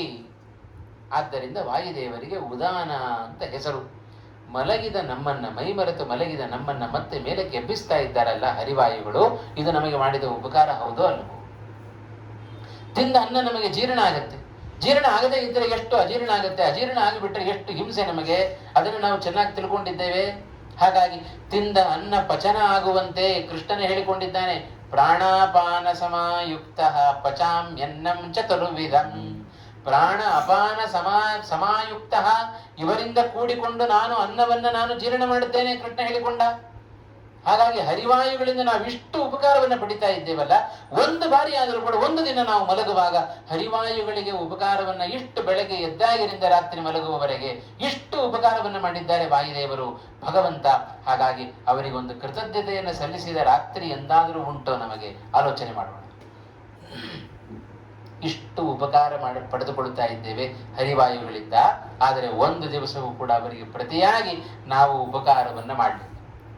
ಏನು ಉಪಕಾರ ಬಯಸ್ತಾರೆ? ಏನು ಬಯಸೋದಿಲ್ಲ ಹರಿವಾಯುಗಳು. ನಾವು ಮಾಡಿದ್ದೇವೆ ಅಂತ ಒಮ್ಮೆ ಸ್ಮರಣೆ ಮಾಡಿಕೊಂಡ್ರೆ ಅದೇ ದೊಡ್ಡ ಉಪಕಾರ ಅಂತಂತಾರೆ. ಇನ್ನೇನು ಬೇಕು? ವಾಯುದೇವರಿಗೆ ಏನು ಬೇಡ, ಭಗವಂತನಿಗೆ ಏನು ಬೇಡ. ವಾಯುದೇವರಿಗೆ ಬೇಕಾದ್ದು ಭಗವಂತನ ಅನುಗ್ರಹ, ಅದು ಸಿಕ್ಕಿ ಆಯಿತು. ಭಗವಂತ ನಿಜಲಾಭ ಪೂರ್ಣನಾಗಿದ್ದಾನೆ, ಅವನಿಗೆ ಯಾವುದರ ಅಪೇಕ್ಷೆಯೂ ಇಲ್ಲ. ಭಗವಂತನಿಗೆ ನಮ್ಮಿಂದ ಏನು ಬೇಕಾಗಿಲ್ಲ. ಹಾಗಾಗಿ ಹರಿವಾಯುಗಳಿಗೆ ನಮ್ಮಿಂದ ಏನೂ ಬೇಕಾಗಿಲ್ಲ, ಆದರೂ ನಮ್ಮಿಂದ ಉಪಕಾರವನ್ನು ಅವರು ಒಂದು ಬಯಸ್ತಾರೆ, ಅದು ಸ್ಮರಣೆ ಮಾತ್ರ. ಹರಿವಾಯುಗಳು ನಮಗಿಷ್ಟು ಉಪಕಾರವನ್ನ ಮಾಡಿದ್ದಾರೆ ಅಂತ ಸ್ಮರಣೆ ಮಾಡ್ಕೊಂಡ್ಬಿಟ್ರೆ ಸಾಕು, ಅವರಿಗೆ ದೊಡ್ಡ ಉಪಕಾರವನ್ನ ನಾವು ಮಾಡಿದಂತೆ. ಇಷ್ಟೇ ಹರಿವಾಯುಗಳು ನಮ್ಮಿಂದ ಬಯಸ್ತಕ್ಕಂಥದ್ದು. ಅದನ್ನು ಮಾಡ್ಲಿಕ್ಕೂ ನಾವು ತಯಾರಿಲ್ಲ. ನಾನೇ ಮಾಡಿದೆ ಅಂತ ಅನ್ಕೊಂಡೆ ತಿರುಗಾಡುತ್ತೇವೆ ವಿನಃ ಹರಿವಾಯುಗಳ ಉಪಕಾರವನ್ನು ನಾವು ಸ್ಮರಣೆ ಮಾಡಿಕೊಳ್ಳುವುದಿಲ್ಲ. ಆಯ್ತು, ನಾವೇ ಮಾಡಿದೆವು ಅಂತ ಇಟ್ಕೊಳ್ಳಿ, ಆದರೆ ಎಷ್ಟು ಹರಿವಾಯುಗಳ ಕೆಲಸ ಇದೆ ಒಂದು ಕರ್ಮದ ಹಿನ್ನೆಲೆಯಲ್ಲಿ. ಸುಮ್ಮನೆ ಆ ಅನ್ನುವ ಒಂದು ಅಕ್ಷರ ನಮ್ಮ ಬಾಯಿಂದ ಹೊರಡಬೇಕು ಅಂತಾದರೆ ಆ ವಾಗೀಂದ್ರಿಯಕ್ಕೆ ಅಭಿಮಾನಿಯಾದ ದೇವತೆ ಕೆಲಸ ಮಾಡಬೇಕು. ಆ ದೇವತೆ ಕೆಲಸ ಮಾಡಬೇಕು ಅಂತಾದರೆ ಅಸ್ವತಂತ್ರವಾದ ಆ ದೇವತೆ ಕೆಲಸ ಮಾಡಲಿಕ್ಕೆ ಸಾಧ್ಯ ಇಲ್ಲ. ಒಳಗಡೆ ವಾಯುದೇವರು ಆ ತತ್ವಾಭಿಮಾನಿ ದೇವತೆಗೆ ಆದೇಶವನ್ನ ಮಾಡಬೇಕು. ವಾಯುದೇವರು ಸ್ವತಂತ್ರರಲ್ಲ, ಭಗವಂತ ಇಚ್ಛೆ ಪಡಬೇಕು. ಭಗವಂತನ ಇಚ್ಛಾನುಸಾರವಾಗಿ ವಾಯುದೇವರು ಪ್ರೇರಣೆ ಮಾಡಿದರೆ ಮಾತ್ರ ಈ ತತ್ವಾಭಿಮಾನಿ ದೇವತೆಗಳು ಕೆಲಸ ಮಾಡುತ್ತಾರೆ ನಮ್ಮ ದೇಹದಲ್ಲಿ. ಅವರು ಕೆಲಸ ಮಾಡಿದರೆ ಮಾತ್ರ ನಾವು ಈ ಜಡವಾದ ದೇಹದಿಂದ ಏನಾದರೂ ಒಂಚೂರು ಮಾಡಲಿಕ್ಕೆ ಸಾಧ್ಯ. ಇಷ್ಟು ಅಸ್ವಾತಂತ್ರ್ಯ ನಮ್ಮಲ್ಲಿ ಉಂಟು. ಅಸ್ವತಂತ್ರವಾದ ಈ ದೇಹವನ್ನು ಹೊತ್ತ ನಾವು ಏನಾದರೂ ಒಂದು ಸಣ್ಣ ಕೆಲಸ ಆಯಿತು ಅಂತಾದರೆ ಕೂಡಲೇ ಅದು ಸಲ್ಲಬೇಕಾದ್ದು ಇದಕ್ಕೆ ಪ್ರೇರಕರಾದ ಹರಿವಾಯುಗಳಿಗೆ ಇದು ಸೇರಬೇಕು ಅನ್ನುವ ಇಚ್ಛೆ, ಅನ್ನುವ ಸ್ಮರಣೆ, ಅನ್ನುವ ಗುಣ ನಮ್ಮಲ್ಲಿ ಬಂತು ಅಂತಾದರೆ ಆಗ ಹರಿವಾಯುಗಳಿಗೆ ನಾವು ಪ್ರತಿಯಾಗಿ ಉಪಕಾರವನ್ನು ಮಾಡಿದಂತೆ. ಇಷ್ಟು ಸರಳವಾದ ಉಪಾಯ ಇದೆ, ಅದನ್ನು ನಾವು ಮಾಡ್ತಾ ಇಲ್ಲ. ಹಾಗಾಗಿ ಆ ಸುಂದರ ಕಾಂಡ ಬಹಳ ಎಚ್ಚರಿಕೆಯನ್ನು ನಮಗೆ ಕೊಡ್ತಾ ಇದೆ. ಹಾಗಾಗಿ ಮೈನಾಕನ ಮಾತು ಬಹಳ ಉತ್ತಮವಾದ ರೀತಿಯಲ್ಲಿ ಉಪಕಾರಕ್ಕೆ ಪ್ರತಿಯಾಗಿ ಉಪಕಾರವನ್ನು ಮಾಡಬೇಕಾದ್ದು ನನ್ನ ಕರ್ತವ್ಯ. ಹಾಗಾಗಿ ಹನುಮಂತ, ಸ್ವಲ್ಪ ನನ್ನಲ್ಲಿ ವಿಶ್ರಾಂತಿಯನ್ನ ಪಡೆದುಕೊಂಡು ಹೋಗು. ಬಹಳ ದೂರ ಹಾರ್ಲಿಕ್ಕೆ ಹೊರಟಿದ್ದೆ, ಸ್ವಲ್ಪ ನನ್ನಲ್ಲಿ ವಿಶ್ರಾಂತಿಯನ್ನ ಪಡೆದುಕೊಂಡು ಹೋಗು ಅಂತ ಮೈನಾಕ ಹನುಮಂತನ ಬಳಿಯಲ್ಲಿ ಪ್ರಾರ್ಥನೆಯನ್ನು ಮಾಡುತ್ತಾ ಇದ್ದ. ಏನ್ ಮಾಡಿದ ಹನುಮಂತ? ವಿಶ್ರಾಂತಿಯನ್ನು ಪಡೆದುಕೊಂಡು ನಮ್ಮಂಥವ್ರಿಗೆ ಏನಾದ್ರೂ ಇಂಥ ಅವಕಾಶ ಸಿಕ್ಕಿದ್ರೆ ಕೂತೆ ಬಿಡ್ತಾ ಇದ್ವಾ ಏನು? ಮುಂದಕ್ಕೆ ಹೋಗ್ತಾನೆ ಇರಲಿಲ್ಲ. ಆದರೆ ಹನುಮಂತ ಹಾಗೆ ಮಾಡಲಿಲ್ಲ. ಶ್ರೀಮದ್ ಆಚಾರ್ಯ ಒಳ್ಳೆ ನಿರ್ಣಯ ಕೊಟ್ಟರು. ನೈವಾತ್ರ ವಿಶ್ರಮಣ ಮೈಚ್ಛದ ವಿಶ್ರಮೋಸೌ ನಿಸ್ಸೀಮ ಪೌರುಷ ಬಲಸ್ಯ ಕುತಶ್ರಮೋಸ್ಯ. ಎಂಥ ಒಳ್ಳೆ ನಿರ್ಣಯ ಕೊಟ್ಟರು ಶ್ರೀಮದ್ ಆಚಾರ್ಯರು. ಹನುಮಂತ ವಿಶ್ರಾಂತಿಯನ್ನು ಪಡ್ಕೊಳ್ಳಿಲ್ಲ, ಹಾಗೆ ಮುಂದಕ್ಕೆ ಹೋದ. ಅಲ್ರಿ, ಹಾಗೆ ಮುಂದಕ್ಕೆ ಹೋದ್ರೆ ಪಾಪ ಭಕ್ತಿಯಿಂದ ಬಂದಿದ್ದಾನೆ ಮೈನಾಕ, ಅವನಿಗೆ ಅವಮಾನ ಮಾಡೋದ ಹಾಗೆ? ಅವನ ತಿರಸ್ಕಾರ ಮಾಡಿ ಹೋದ್ರ ಹನುಮಂತ? ಇಲ್ಲಪ್ಪ, ಕೇವಲ ಆ ಪರ್ವತವನ್ನ ಆಲಿಂಗನ ಮಾಡಿಕೊಂಡ ಹನುಮಂತ ಅಷ್ಟೇ. ಪರ್ವತವನ್ನ ಆಲಿಂಗನವನ್ನ ಮಾಡಿಕೊಂಡು ಹಾಗೇ ಮುಂದಕ್ಕೆ ಹೋಗ್ತಾ ಇದ್ದ. ಶ್ರೀಮದ್ ಆಚಾರ್ಯ ಕಾರಣ ಕೊಟ್ಟರು, ಯಾಕೆ ಬೇಕು ಹನುಮಂತನಿಗೆ ಆ ವಿಶ್ರಾಂತಿ? ನೈವ ಅತ್ರ ಅವಿಶ್ರಮ. ಇವನಿಗೆ ವಿಶ್ರಾಂತಿಯ ಅವಶ್ಯಕತೆಯೇ ಇಲ್ಲ. ಯಾಕೆ? ಏನಾದ್ರೂ ಶ್ರಮ ಆಗಿದ್ರೆ ತಾನೇ ವಿಶ್ರಾಂತಿ ಬೇಕು. ಏನಾದ್ರೂ ಆಯಾಸ ಆಗಿದ್ರೆ ನಾವು ವಿಶ್ರಾಂತಿಯನ್ನು ಪಡ್ಕೊಳ್ಬೇಕು. ನಮ್ಮ ಕ್ರಮ ಹಾಗಲ್ಲ. ಎಲ್ಲ ಆಫೀಸ್ಗಳಿಗೆ ಹೋಗ್ತೇವಲ್ಲ, 10 ಗಂಟೆಗೆ ಆಫೀಸ್ ಪ್ರಾರಂಭ, 11 ಗಂಟೆಗೆ ಹೋದ್ರೆ ಸೀಟಲ್ಲಿಲ್ಲ. ಯಾಕೆ? ಏನೋ ವಿಶ್ರಾಂತಿಗೋಸ್ಕರ ಎಲ್ಲ ಹೊರಗಡೆ ಹೋಗ್ಬಿಡೋದು ಅಂತ ಅರ್ಥ. ಹಾಗೆ ನಮಗೆ ಶ್ರಮ ಆಗದೇ ಇದ್ರೂ ವಿಶ್ರಾಂತಿಯನ್ನು ಪಡೆದುಕೊಳ್ಳುವ ನಾವೆಲ್ಲಿ ಶ್ರಮವೇ ಇಲ್ಲದೆ ಇದ್ರೂ ಕೂಡ ವಿಶ್ರಾಂತಿ ಯಾಕೆ ಬೇಕು ನನಗೆ ಅಂತ ಕೇಳುವ ವ್ಯಕ್ತಿ ಅವ ಹನುಮಂತ. ಹಾಗಾಗಿ ಶ್ರೀಮದಾಚಾರ್ಯ ನಿರ್ಣಯ ಕೊಡ್ತಾ ಇದ್ದಾರೆ, ಹನುಮಂತನಿಗೆ ಯಾಕೆ ಬೇಕು ವಿಶ್ರಾಂತಿ? ಅವನಿಗೆ ಆಯಾಸವೇ ಇಲ್ಲ. ಆಯಾಸವೇ ಇಲ್ಲದೆ ಹೋದರೆ ಸುಮ್ಮನೆ ಹಾಗೆಲ್ಲ ವಿಶ್ರಾಂತಿಯನ್ನು ಪಡ್ಕೊಳ್ಬಾರ್ದಪ್ಪ ಅಂತ ಹೇಳಿ, ಹಾಗಂದ ಮಾತ್ರಕ್ಕೆ ಮೈನಾಕನನ್ನ ತಿರಸ್ಕಾರ ಮಾಡಿಯೂ ಹನುಮಂತ ತಾನು ಹೋಗಲಿಲ್ಲ. ಕೇವಲ ಬಂದ ಭಕ್ತನಿಗೆ ರಾಮನ ಮೇಲಿನ ಭಕ್ತಿಯಿಂದ, ನನ್ನ ಮೇಲಿನ ಭಕ್ತಿಯಿಂದ ಬಂದಿದ್ದಾನಲ್ಲ ಅಂತ ಹೇಳಿ ಆ ಮೈನಾಕನನ್ನ ಸುಮ್ಮನೆ ಆಲಿಂಗನ ಮಾಡಿಕೊಂಡು ಗೌರವವನ್ನು ಕೊಟ್ಟು ತಾನು ಮುಂದಕ್ಕೆ ಹೋದ. ಆ ಸಮಯದಲ್ಲಿ ಹನುಮಂತನ ಬಾಯಿಂದ ಬಂದ ಮಾತು ಅದ್ಭುತವಾದ ಮಾತು. ಆ ಮೈನಾಕನನ್ನು ಕುರಿತು ಹೇಳ್ತಾ ಇದ್ದಾನೆ. ಹೇಳಿದ, ನೀನು ನಮ್ಮ ಅತಿಥಿಯಪ್ಪ, ಆತಿಥ್ಯವನ್ನ ಸ್ವೀಕಾರ ಮಾಡು, ಬಾ, ಬಂದು ಕೂತುಕೋ, ವಿಶ್ರಾಂತಿಯನ್ನು ಪಡೆದುಕೋ. ನಾನಾ ರೀತಿಯ ಪ್ರಾರ್ಥನೆ ಮಾಡ್ತಾ ಇದ್ದಾನೆ ಮೈನಾಕ. ಆದರೆ ಹನುಮಂತ ಮಾತ್ರ ವಿಶ್ರಾಂತಿಯನ್ನು ಪಡ್ಕೊಳ್ಳಿಲ್ಲ. ಹನುಮಂತ ಹೇಳ್ತಾ ಇದ್ದಾನೆ, ಪ್ರೀತೋಸ್ಮಿ ಕೃತಮಾತಿಥ್ಯಂ. ಮೈನಾಕ, ನಿನ್ನ ಆತಿಥ್ಯಕ್ಕೆ ಬಹಳ ಸಂತೋಷಗೊಂಡಿದ್ದೇನೆ ನಾನು. ಏನ್ ಆತಿಥ್ಯ ಮಾಡಿದ್ದಾನೆ? ವಿಶ್ರಾಂತಿಯನ್ನು ಪಡೆದುಕೊಂತ ಹೇಳಿದ್ದಟ್ಟೆ, ಏನು ಆದಿತ್ಯ ಮಾಡಲಿಲ್ಲ. ಅಟ್ಟಕ್ಕೇನೋ ಆಗಿದೆ, ಸಂತೋಷ ಆಗೋಯ್ತಂತೆ ಹನುಮಂತನಿಗೆ. ಹಾಗಾಗಿ ನೋಡ್ರಿ, ಇದೆಲ್ಲ ನಮಗೆ ಬಹಳ ಭಕ್ತಿಯಿಂದ ಹೇಳಿಬಿಟ್ರೆ ಸಾಕ್ರಿ, ಅಟ್ಟಕ್ಕೇನೆ ತೃಪ್ತರಾಗಿ ಬಿಡುತ್ತಾರೆ. ಅಲ್ಪ ತೃಪ್ತ ಭಗವಂತ, ಸ್ವಾಮಿ ನಿನಗೆ ನಾಳೆ ದಿವಸ ನಾನು ಪೂಜೆ ಮಾಡ್ತೇನೆ ಇವತ್ತು ಹೇಳಿ ಮಲಗಿದ್ರು ಸಾಕು, ಚೆನ್ನಾಗಿ ನಿದ್ದೆ ಕೊಟ್ಟು ಬಿಡುತ್ತಾರೆ. ನಮಗೆ ಮಾರ್ಗದಲ್ಲಿ ಎದ್ದು ಮೇಲೆ ಹಾಗೆ ಎದ್ದು ಹೋಗ್ತೇವೆ ನಾವು.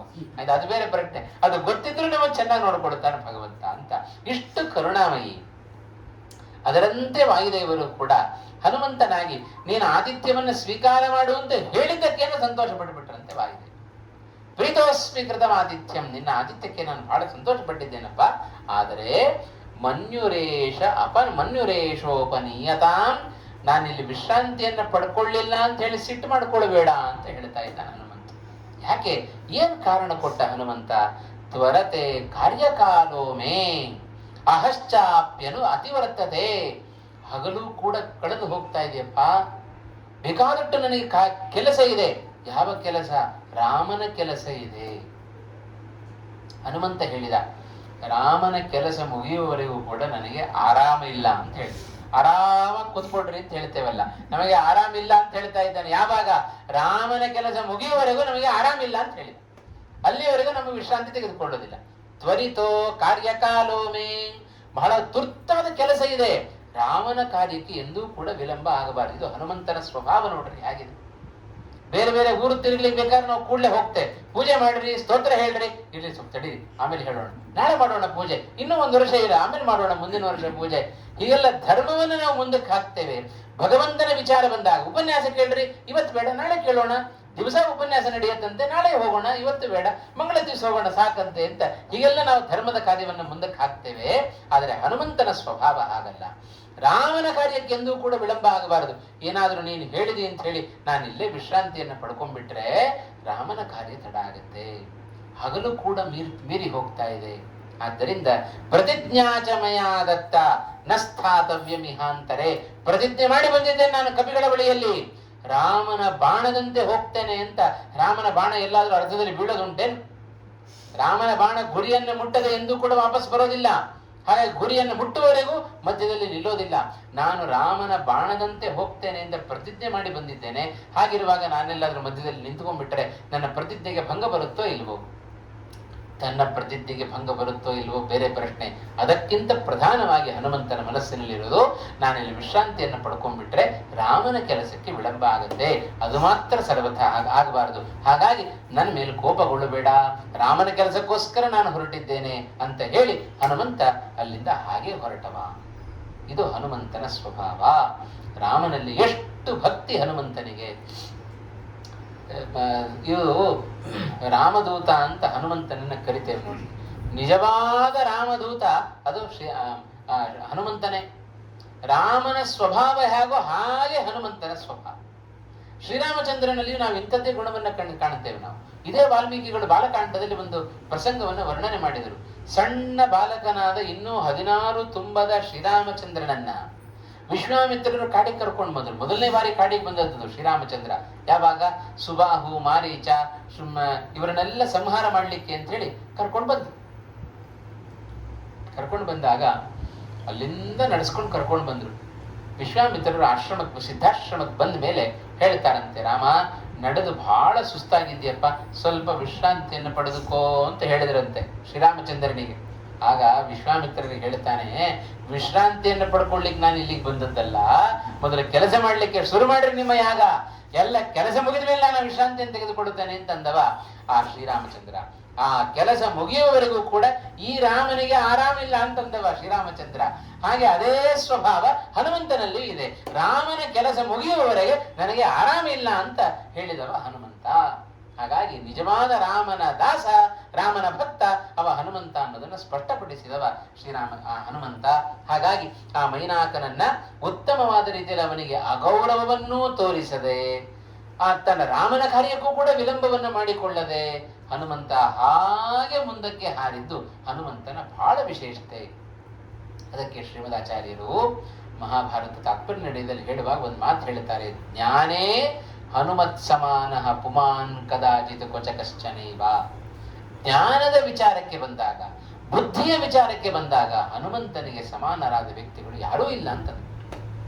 ಜ್ಞಾನ ಅಂದ್ರೆ ಇಂಥದ್ದೇ ಜ್ಞಾನ, ಯಾವ ಯಾವ ಸಂದರ್ಭದಲ್ಲಿ ಹೇಗೆ ನಡ್ಕೊಳ್ಬೇಕು ಅನ್ನುವ ಜ್ಞಾನ ವಿವೇಕ ಇದೆಯಲ್ಲ, ಅದು ಹನುಮಂತನಿಗೆ ಬಿಟ್ಟರೆ ಮತ್ಯಾರಿಗೂ ಬರ್ಲಿಕ್ಕೆ ಸಾಧ್ಯ ಇಲ್ಲ. ಇದು ಹನುಮಂತನ ಜ್ಞಾನ. ಹೀಗೆ ಹನುಮಂತನ ಆ ಒಂದು ಆತ್ಮವಿಶ್ವಾಸ, ಅವನ ಸಾಮರ್ಥ್ಯ, ಜೊತೆಗೆ ಅವನ ಉತ್ಸಾಹ, ಇವೆಲ್ಲ ಲೋಕಕ್ಕೆ ಆದರ್ಶ. ಎಷ್ಟು ಉತ್ಸಾಹ, ರಾಮನ ಕಾರ್ಯಕ್ಕೋಸ್ಕರ ಎಷ್ಟು ಉತ್ಸಾಹ. ರಾಮನ ಕಾರ್ಯ ಮಾಡಬೇಕು, ಭಗವಂತನ ಕೆಲಸವನ್ನ ಮಾಡಬೇಕು, ನಾಳೆ ದಿವಸ ನಾನು ಭಗವಂತನ ಪೂಜೆಯನ್ನು ಮಾಡಬೇಕು, ಅಷ್ಟು ಉತ್ಸಾಹ ಇದ್ರೆ ನಮ್ಮ ರಾತ್ರಿ ಕಳೆಯೋದೇ ಗೊತ್ತಾಗೋದಿಲ್ಲ. ಯಾವಾಗ ಬೆಳಗಾಗತ್ತೆ ಅನ್ನುವ ಒಂದು ಉತ್ಸಾಹ ಆ ಹನುಮಂತನಲ್ಲಿ, ಭಗವಂತನ ಕಾರ್ಯವನ್ನು ಮಾಡಬೇಕು ಅನ್ನುವ ಉತ್ಸಾಹ, ಅವನ ಸಾಮರ್ಥ್ಯ, ಜೊತೆಗೆ ಆತ್ಮವಿಶ್ವಾಸ. ಎಷ್ಟು ಆತ್ಮವಿಶ್ವಾಸ ನೋಡ್ರಿ.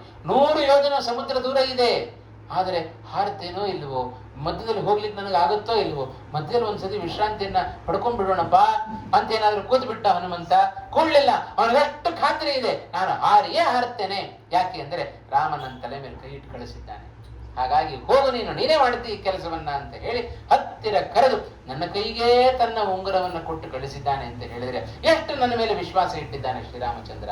ಹಾಗಾಗಿ ರಾಮನ ವಿಶ್ವಾಸ, ರಾಮನ ಅನುಗ್ರಹ ನನ್ನ ಮೇಲೆ ಇದೆ ಅಂತಾದರೆ ಈ ಕಾರ್ಯವನ್ನು ನಾನು ಸಾಧಿಸ್ತೇನೆ ಅನ್ನುವ ಆತ್ಮವಿಶ್ವಾಸ ಅದು ಹನುಮಂತನಿಗಿದೆ. ಆ ದೃಷ್ಟಿಯಿಂದಲೂ ಮೈನಾಕನಲ್ಲಿ ತಾನು ವಿಶ್ರಾಂತಿಯನ್ನು ಪಡೆದುಕೊಳ್ಳಿಲ್ಲ ಹನುಮಂತ. ಹಾಗಾಗಿ ಸಮುದ್ರ ದೊಡ್ಡ ಒಂದು ಆಕಾರ, ಮಧ್ಯದಲ್ಲಿ ಮೈನಾಕ, ಆ ಮೈನಾಕನಿಗೆ ಸುಮ್ಮನೆ ಒಂದು ಆಲಿಂಗನವನ್ನು ಮಾಡಿಕೊಂಡು ಮತ್ತೆ ಹನುಮಂತ ಆ ಸಮುದ್ರವನ್ನು ಹಾರಲಿಕ್ಕೆ ಪ್ರಾರಂಭವನ್ನು ಮಾಡಿದ್ದಾನೆ ಅಂತ ಸುಮ್ಮನೆ ಹೀಗೊಂದು ಕಲ್ಪನಾ ಲೋಕ. ಸಮುದ್ರವನ್ನು ನಾವು ನೋಡಿದ್ದೇವೆ, ಆ ಧನುಷ್ಕೋಟಿಯಲ್ಲಿ ಹೋಗಿರ್ತೇವೆ, ಸಮುದ್ರವನ್ನು ನೋಡಿದ್ದೇವೆ. ಅಲ್ಲಿಂದ ಹಾರುವಾಗ ಹನುಮಂತ ಹೇಗೆಲ್ಲ ಪ್ರವೃತ್ತಿಯನ್ನು ಮಾಡಿದ್ದಾನೆ, ಅಲ್ಲಿ ಆ ಸ್ಥಳದಲ್ಲಿ ನಿಂತು ಒಮ್ಮೆ ಈ ಕಾರ್ಯವನ್ನೆಲ್ಲ ಜ್ಞಾಪಿಸಿಕೊಂಡ್ರೆ ಮೈ ರೋಮಾಂಚನ ಆಗತ್ತೆ. ಒಮ್ಮೆ ನಮಗೆ ಅಬ್ಬಾ ಹೌದಲ್ಲ, ಇಷ್ಟು ಕಾರ್ಯಗಳು ಇಲ್ಲೇ ನಡೆದಿದ್ದಾವಲ್ಲ ಅಂತ ನಮಗೆ ಆಶ್ಚರ್ಯ ಆಗಬೇಕು. ಆ ರೀತಿಯಲ್ಲಿ ರಾಮಾಯಣ ಸುಂದರವಾಗಿ ಸುಂದರ ಕಾಂಡವನ್ನು ನಿರೂಪಣೆ ಮಾಡಿಕೊಟ್ಟಿದೆ ನಮಗೆ. ಇಷ್ಟು ಹನುಮಂತನ ಆ ಒಂದು ಅಚಲವಾಗಿರ್ತಕ್ಕಂಥ ವಿಶ್ವಾಸ, ಅದು ಲೋಕಕ್ಕೆ ಆದರ್ಶವಾದ ಉತ್ಸಾಹವನ್ನು ನಮಗೆ ತಂದುಕೊಡೋದು ಅದು ಹನುಮಂತನ ಕಾರ್ಯ. ಹಾಗೆ ಇದು 2 ಆಶ್ಚರ್ಯ ಕಾದಿತ್ತು. ದೇವತೆಗಳು ಎಲ್ಲರೂ ನಿಂತು ನೋಡ್ತಾ ಇದ್ದಾರೆ. ಸಮುದ್ರವನ್ನ ದಾಟೋದೇ ಒಂದು ಆಶ್ಚರ್ಯ. ಯಾರಿಗೂ 100 ಯೋಜನೆ ಸಾಮರ್ಥ್ಯ ಇಲ್ಲ, ದಾಟುವ ಸಾಮರ್ಥ್ಯ ಇಲ್ಲ. ಅದೇ ಮೊದಲನೇ ಆಶ್ಚರ್ಯ ದೇವತೆಗಳಿಗೆ. ಅಂಥದ್ರಲ್ಲಿ ಮಧ್ಯದಲ್ಲಿ ಮೈನಾಕ ವಿಶ್ರಾಂತಿಯನ್ನು ಪಡೆದುಕೋ ಅಂತ ಹೇಳಿದ್ರು, ವಿಶ್ರಾಂತಿಯನ್ನು ಪಡೆದುಕೊಳ್ಳದೇ ಇದ್ದದ್ದು ಹನುಮಂತನ ವಿಚಾರದಲ್ಲಿ 2ನೆಯ ಆಶ್ಚರ್ಯ ಕಾದಿತ್ತು ದೇವತೆಗಳಿಗೆ. ಹೀಗೆ ಭಾರಿ ಸಂತೋಷವನ್ನ ಪಟ್ಟರು ದೇವತೆಗಳೆಲ್ಲ. ಹನುಮಂತ ಹಾರ್ತಾ ಇದ್ದಾನೆ, ದೇವತೆಗಳಿಗೆ ಸಮಾಧಾನ ಆಗಲಿಲ್ಲಂತೆ.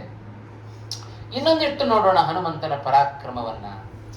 ಆ ಕುತೂಹಲ ದೇವತೆಗಳಿಗೆ, ಹನುಮಂತನ ಪರಾಕ್ರಮ ಎಷ್ಟಿದೆ, ಇನ್ನೊಂದು ಸ್ವಲ್ಪ ನೋಡೋಣ ಅಂತ ಹೇಳಿ ಆ ದೇವತೆಗಳೆಲ್ಲ ಒಂದು ದೇವಮಾತೆ, ನಾಗಮಾತೆ, ಕಶ್ಯಪರ ಮಡದಿಯಾಗಿರತಕ್ಕಂತಹ ನಾಗಮಾತೆ ಕದ್ರುವಿನ ಬಳಿಗೆ ಹೋಗ್ತಾ ಇದ್ದಾರೆ. ಕದ್ರುವಿನ ಬಳಿಗೆ ಹೋಗಿ ಪ್ರಾರ್ಥನೆಯನ್ನು ಮಾಡಿಕೊಂಡ್ರಂತೆ. ಪ್ರಾರ್ಥನೆಯನ್ನು ಮಾಡಿಕೊಂಡು ಸುರಸ ಅನ್ನುವ ಹೆಸರಿನಿಂದ ಪ್ರಸಿದ್ಧಳಾಗಿರತಕ್ಕಂತಹ ವ್ಯಕ್ತಿ, ನೀನು ಹೋಗಬೇಕು, ಸಮುದ್ರದ ಮಧ್ಯದಲ್ಲಿ ಹೋಗಿ ಹನುಮಂತನಿಗೆ ನೀನು ವಿಘ್ನವನ್ನು ಉಂಟು ಮಾಡು ಅಂತ ಹೇಳ್ತಾ ಇದ್ದ. ಅಲ್ರಿ, ದೇವತೆಗಳೇ ವಿಘ್ನವನ್ನು ಉಂಟು ಮಾಡು ಅಂತ ಕಳಿಸೋದು ಹನುಮಂತನಿಗೆ? ಉದ್ದೇಶ ಇಷ್ಟೇ ದೇವತೆಗಳದ್ದು. ನೀನು ವಿಘ್ನವನ್ನು ಉಂಟು ಮಾಡಿದ್ರು ಕೂಡ ಹನುಮಂತನಿಗೇನು ಅದರಿಂದ ಏನಾಗೋದಿಲ್ಲ. ಆದರೆ ಅದರಿಂದಾಗಿ ಆಗೋದೇನಪ್ಪ ಅಂತ ಹೇಳಿದ್ರೆ ಹನುಮಂತನ ಪ್ರಭಾವ, ಹನುಮಂತನ ಪರಾಕ್ರಮ ಲೋಕಕ್ಕೆ ಗೊತ್ತಾಗತ್ತೆ. ಅದಕ್ಕೋಸ್ಕರ ವಿಘ್ನವನ್ನು ಉಂಟು ಮಾಡುವಂತ ಆ ದೇವತೆಗಳೆಲ್ಲ ಆ ಸುರಸೆಗೆ ಒಂದು ವರವನ್ನು ಕೂಡ ಕೊಟ್ಟು ಕಳಿಸ್ತಾ ಇದ್ದಾರಂತೆ. ಏನು ವರ ಅದು? ಏನು ನೀನ್ ತಿನ್ನಬೇಕು ಅಂತ ನೀನು ಬಯಸ್ತೀಯೋ ಅದು ನಿನ್ನ ಬಾಯಿ ಒಳಗೆ ಬಂದು ಬೀಳುತ್ತೆ, ಬೀಳ್ಲಿ ಅಂತ ಹೇಳಿ ವರವನ್ನು ಕೂಡ ಕೊಟ್ಟು ಹೋಗು ನೀನು ಅಂತ ಆ ಸಮುದ್ರದ ಮಧ್ಯದಲ್ಲಿ ಆ ಸುರಸ ಅಂತ ನಾಗಮಾತೆ, ಆ ನಾಗಮಾತೆಯನ್ನ ಕಳಿಸ್ತಾ ಇದ್ದಾರೆ. ಆ ನಾಗಮಾತೆ ಬರ್ತಾ ಇದ್ದಾಳೆ. ಹನುಮಂತ ಹಾಗೆ ಮುಂದಕ್ಕೆ ಹಾರುತ್ತಾ ಇದ್ದಾನೆ. ಮುಂದಕ್ಕೆ ಹಾರುವಾಗ ನಾಗಮಾತೆ ಸುರಸೆ ಅವಳ ಮೇಲೆದ್ದು ಬರ್ತಾ ಇದ್ದಾಳೆ. ಹನುಮಂತನಿಗೆ ಇದು ಎರಡನೇ ವಿಘ್ನ ಅಂತ ಅನಿಸ್ತು. ನಿಜವಾಗಲೂ ವಿಘ್ನವೇ. ಬೇರೆ ಯಾರು ಬಂದಿದ್ದರೂ ಕೂಡ ಇದನ್ನು ಹೀಗೆ ಸುಲಭವಾಗಿ ದಾಟ್ಲಿಕ್ಕೆ ಸಾಧ್ಯ ಆಗ್ತಾ ಇರಲಿಲ್ಲ. ಅದಕ್ಕೋಸ್ಕರ ಹನುಮಂತನನ್ನೇ ಜಾಂಬವಂತ ಪ್ರಾರ್ಥನೆ ಮಾಡಿದ್ದು. ಆ ಹಿನ್ನೆಲೆಯಲ್ಲಿ ರಾಕ್ಷಸ ರೂಪವನ್ನ ಧರಿಸಿ ಅವಳು ಮೇಲೆದ್ದು ಬರ್ತಾ ಇದ್ದಾಳೆ. ಹನುಮಂತನನ್ನು ಕುರಿತು ಹೇಳ್ತಾ ಇದ್ದಾಳೆ, ನನಗೆ ದೇವತೆಗಳು ವರ ಕೊಟ್ಟು ಕಳಿಸಿದ್ದಾನೆ, ಹಾಗಾಗಿ ನಾನು ನಿನ್ನನ್ನು ಮುಂದಕ್ಕೆ ಹೋಗ್ಲಿಕ್ಕೆ ಬಿಡೋದಿಲ್ಲ. ನನ್ನ ಬಾಯಿಯಲ್ಲಿ ಬಂದು ಬಿದ್ದರೆ ಮಾತ್ರ ನಿನಗೆ ಮುಂದಕ್ಕೆ ಹೋಗ್ಲಿಕ್ಕೆ ಅವಕಾಶ, ಇಲ್ಲದೆ ಹೋದ್ರೆ ಕೊಡೋದಿಲ್ಲ ಅಂತ ಹೇಳಿ ಆ ಸುರಸೆ ನಾಗಮಾತೆ ಹನುಮಂತನನ್ನು ಕುರಿತು ಹೇಳ್ತಾ ಇದ್ದಾಳೆ. ಹನುಮಂತ ಹೇಳ್ತಾ ಇದ್ದಾನೆ, ನಾಗಮಾತೆ ಅಲ್ವಾ, ಹಾಗಾಗಿ ದೇವತೆ, ದೇವತಾ ಸ್ತ್ರೀ, ಹಾಗಾಗಿ ಏನ್ ಮಾಡ್ತಾ ಇದ್ದಾಳೆ? ಹನುಮಂತ ಆ ನಾಗಮಾತೆಯಲ್ಲಿ ಪ್ರಾರ್ಥನೆ ಮಾಡಿಕೊಂಡ, ರಾಮ ಕಾರ್ಯಕ್ಕೋಸ್ಕರ ಹೋಗ್ತಾ ಇದ್ದೇನೆ, ವಿಳಂಬ ಮಾಡಬೇಡ, ಹಾಗಾಗಿ ನನ್ನನ್ನು ಬಿಟ್ಟು ಬಿಡು ಅಂತ ಕೇಳಿಕೊಳ್ತಾ ಇದ್ದಾನೆ ಹನುಮಂತ. ನೀನು ಹೇಳಿದ ಹಾಗೆ ಇದು ರಾಮನ ಕೆಲಸ ಅಂತ ಹೇಳಿದರೆ ಅದು ಸ್ವಾರ್ಥದ ಕೆಲಸ ಅಲ್ಲ. ರಾಮನ ಕೆಲಸ ಅಂತ ಹೇಳಿದರೆ ಅದು ದೇವತೆಗಳ ಕೆಲಸ. ಇದೇ ರಾವಣ ಸೀತೆಯನ್ನ ಅಪಹರಣ ಮಾಡಿಕೊಂಡು ಹೋಗುವಾಗ ಸೀತೆಯ ಮುಡಿಯನ್ನ ಹಿಡಿದ ರಾವಣ. ಆಗ ಬ್ರಹ್ಮದೇವರಿಗೆ ಬಹಳ ಸಂತೋಷ ಆಯಿತು.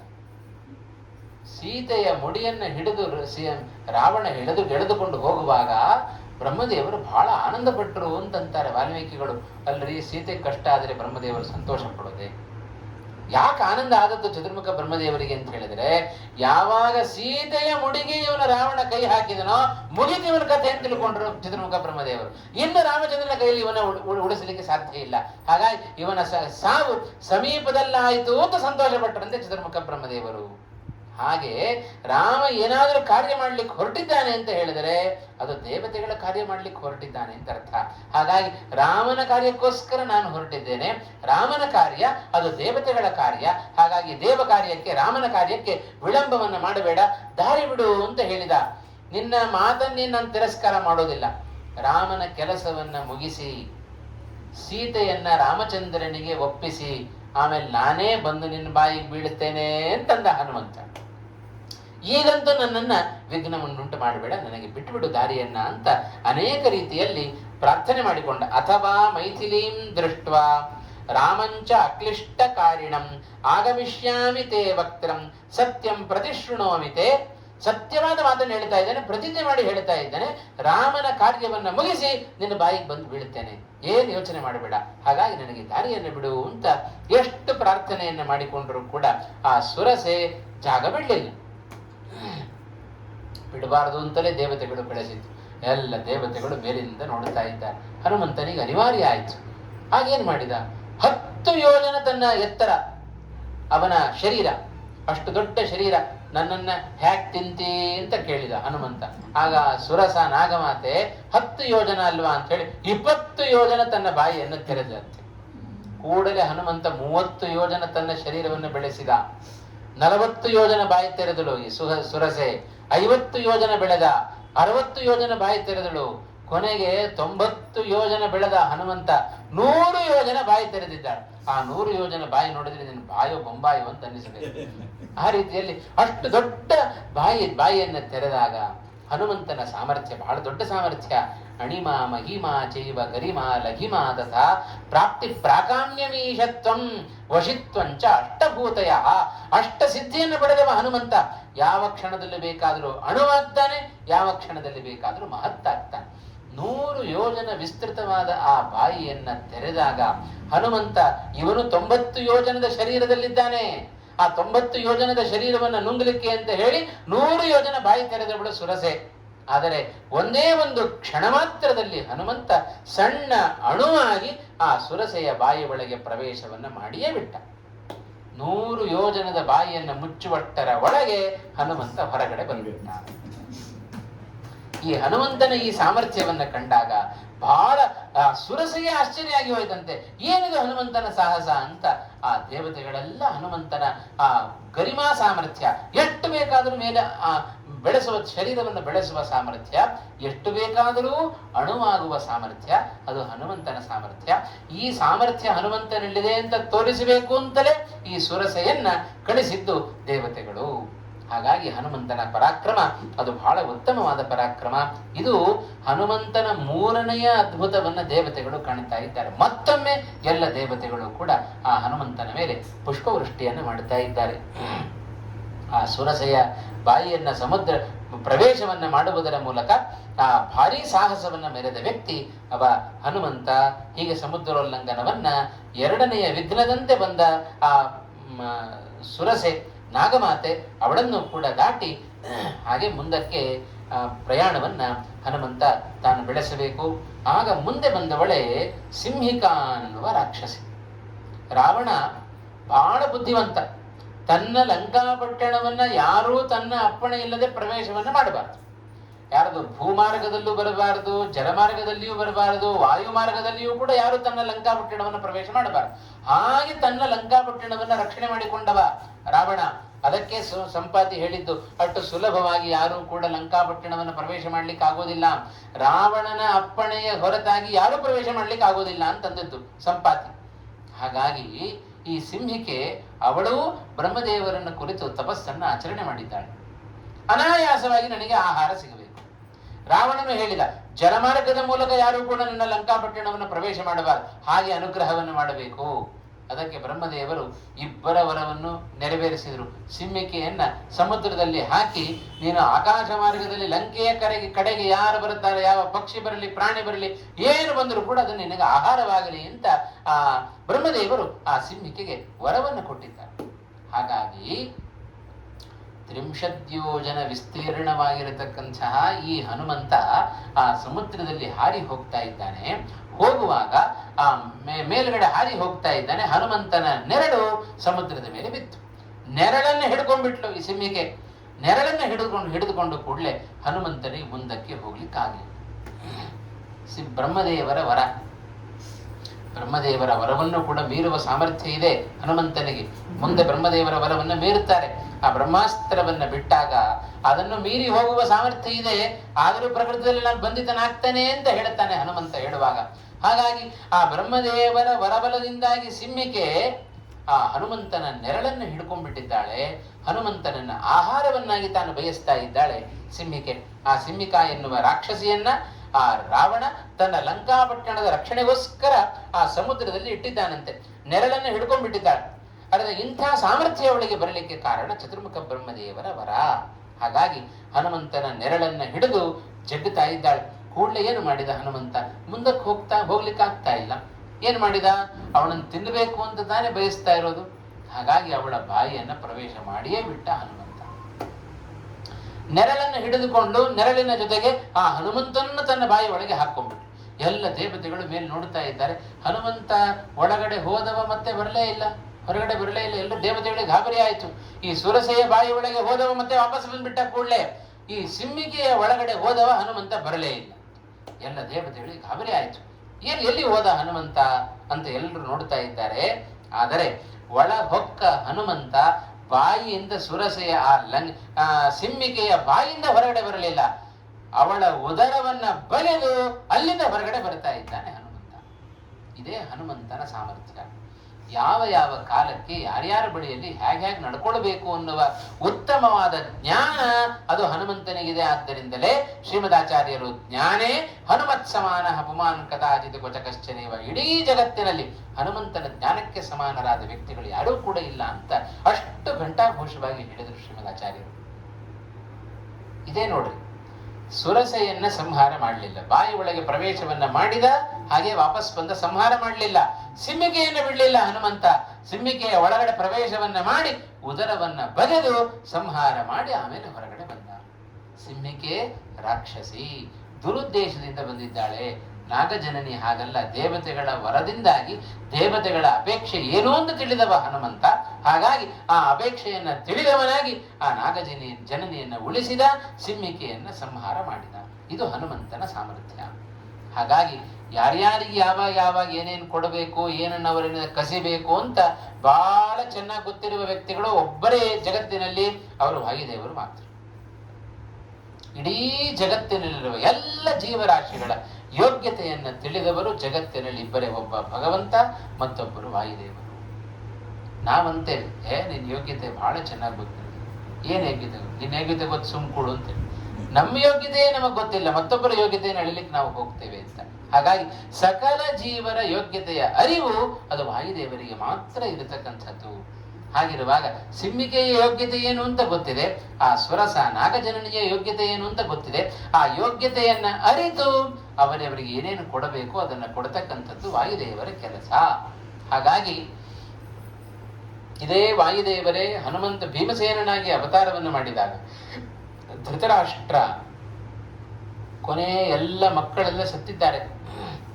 ಎಲ್ಲ ಮಕ್ಕಳನ್ನ ಕಳೆದುಕೊಂಡ ಅಪ್ಪನನ್ನ ಕಳೆದುಕೊಂಡ ಮಕ್ಕಳು ಸಾಕ್ತಾ ಇದ್ದಾರೆ, ಅಂದ್ರೆ ಪಾಂಡವರು ಸಾಕ್ತಾ ಇದ್ದಾರೆ.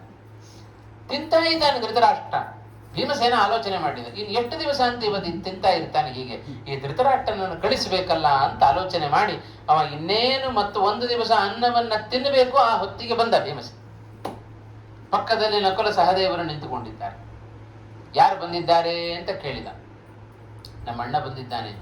ಅಣ್ಣ ಅಂದ್ರೆ ಆಗೋದಿಲ್ಲ, ಹೆಸರು ಹೇಳ್ರಿ ಅಂತ ಹೇಳ್ತಾನೆ. ಅಣ್ಣ ಅಂದ್ರೆ ಅರ್ಜುನನೂ ಆಗ್ಬೋದು, ಧೃತರಾಷ್ಟ್ರನೂ ಆಗ್ಬೋದು, ಹೆಸರು ಹೇಳ್ರಿ ಅಂತಂದ ಭೀಮಸೇನ. ಹಾಗೆ ಭೀಮಸೇನ ಬಂದಿದ್ದಾನೆ ಅಂತ.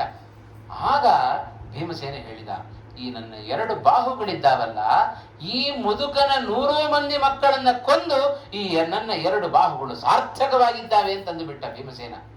ಕೈಯಲ್ಲಿ ಹಿಡ್ಕೊಂಡಿದ್ದಾನವ ಅನ್ನ ಧೃತರಾಷ್ಟ್ರ. ಯಾವಾಗ ಭೀಮಸೇನ ತನ್ನ ಮಕ್ಕಳನ್ನ ಕೊಂದ ಭೀಮಸೇನ ಎದುರಿಗಿದ್ದಾನೆ ಅಂತ ಗೊತ್ತಾಯಿತು, ಕೂಳ ಅನ್ನ ಕೆಳಗೆ ಹಾಕಿದ ಧೃತರಾಷ್ಟ್ರ. ಅದೇ ಹೊತ್ತಿಗೆ ವಿದುರನು ಬಂದು ಹೇಳ್ತಾ ಇದ್ದಾನೆ, ಅಣ್ಣ ಏನ್ ಮಾಡ್ತಾ ಇದ್ದಿ? ಊಟ ಮಾಡ್ತಾ ಇದ್ದೇನೆ. ಯಾರು ಕಳಿಸಿದ್ದು ಅನ್ನ? ಧರ್ಮರಾಜ. ಧರ್ಮರಾಜ ಅಲ್ಲ ಅಂತಂದ ವಿದುರ. ಧರ್ಮರಾಜ ವ್ಯವಸ್ಥೆ ಮಾಡಿದ್ದು. ಪ್ರತಿನಿತ್ಯ ನಿನಗೆ ಅನ್ನ ಕಳಿಸ್ತಾ ಇದ್ದದ್ದು ನಿನ್ನ ಮಕ್ಕಳನ್ನ ಕೊಂದ ಬಾಹುಗಳಿಂದಲೇ. ಇದೇ ಭೀಮಸೇನ ನಿನಗೆ ಅನ್ನವನ್ನ ಕಳಿಸ್ತಾ ಇದ್ದಾನೆ ಅಂತಂದು ಬಿಟ್ಟ. ಇನ್ನೂ ವೈರಾಗ್ಯ ಬಂದ್ಬಿಡ್ತು ಧೃತರಾಷ್ಟ್ರನಿಗೆ. ಕೂಡಲೇ ಓಡಿ ಹೋದ ಧರ್ಮರಾಜನ ಬಳಿಗೆ. ಧರ್ಮರಾಜ, ನಾನಿನ್ನು ಹೊರಡುತ್ತೇನಪ್ಪ, ನನಗೆ ಅಪ್ಪಣೆ ಕೊಡು, ಸಾಕು ಜೀವನ ಅಂತ ಅನ್ನಿಸ್ತು. ನೋಡಿ, ಅಲ್ಲಿಯವರೆಗೂ ಧೃತರಾಷ್ಟ್ರನಿಗೆ ವೈರಾಗ್ಯ ಇರಲಿಲ್ಲ. ಆ ವೈರಾಗ್ಯವನ್ನ ಯಾವಾಗ ಯಾರಿಗೆ ಯಾವ ಸಮಯದಲ್ಲಿ ತಂದು ಕೊಡಬೇಕು ಅಂತ ವಾಯುದೇವರಿಗೆ ಗೊತ್ತು. ಹಾಗಾಗಿ ತಿನ್ನೋ ಕಾಲಕ್ಕೇನೆ ಹೋದರು. ಯಾಕಂದ್ರೆ ಇನ್ನು ಸ್ವಲ್ಪ ಬಿಟ್ಟು ಹೋಗ್ಬೋದಿತ್ತಲ್ವೋ ಅಂತ ನಮ್ಮ ಪ್ರಜ್ಞೆ ಬರುತ್ತೆ. ಯಾವಾಗ ಜೀವನಿಗೆ ನಿಜವಾದ ವೈರಾಗ್ಯ ಬರೋದು ಯಾವಾಗ? ನಮಗೆ ತಿನ್ನೋದ್ರ ಮೇಲೆ ವೈರಾಗ್ಯ ಬಂತೋ, ಜೀವನದಲ್ಲಿ ಎಲ್ಲದರ ಮೇಲೆ ವೈರಾಗ್ಯ ಬಂದ್ಬಿಡುತ್ತೆ. ಆ ತಿನ್ನೋದಕ್ಕೋಸ್ಕರ ತಾನು ಇಷ್ಟೆಲ್ಲ ನಾವು ಜೀವನ ಹೋರಾಡೋದೇ ಅದಕ್ಕೋಸ್ಕರ ಅಲ್ವಾ? ಅದನ್ನು ತೋರಿಸಿಕೊಟ್ಟರು ವಾಯುದೇವರು. ತಿನ್ನೋದ್ರ ಮೇಲೆ ವೈರಾಗ್ಯ ಬಂತು, ಕೆಳಗೆ ಹಾಕಿದ ಹಾಕಿಕೊಂಡ ಕೈಯಲ್ಲಿದ್ದ ಅನ್ನವನ್ನ ಕೆಳಗೆ ಹಾಕಿದ, ವೈರಾಗ್ಯ ಬಂತು, ಓಡಿ ಹೋದ ಧೃತರಾಷ್ಟ್ರನ ಬಳಿಗೆ, ದುರ್ಯೋಧನ ಧರ್ಮರಾಜನ ಬಳಿಗೆ.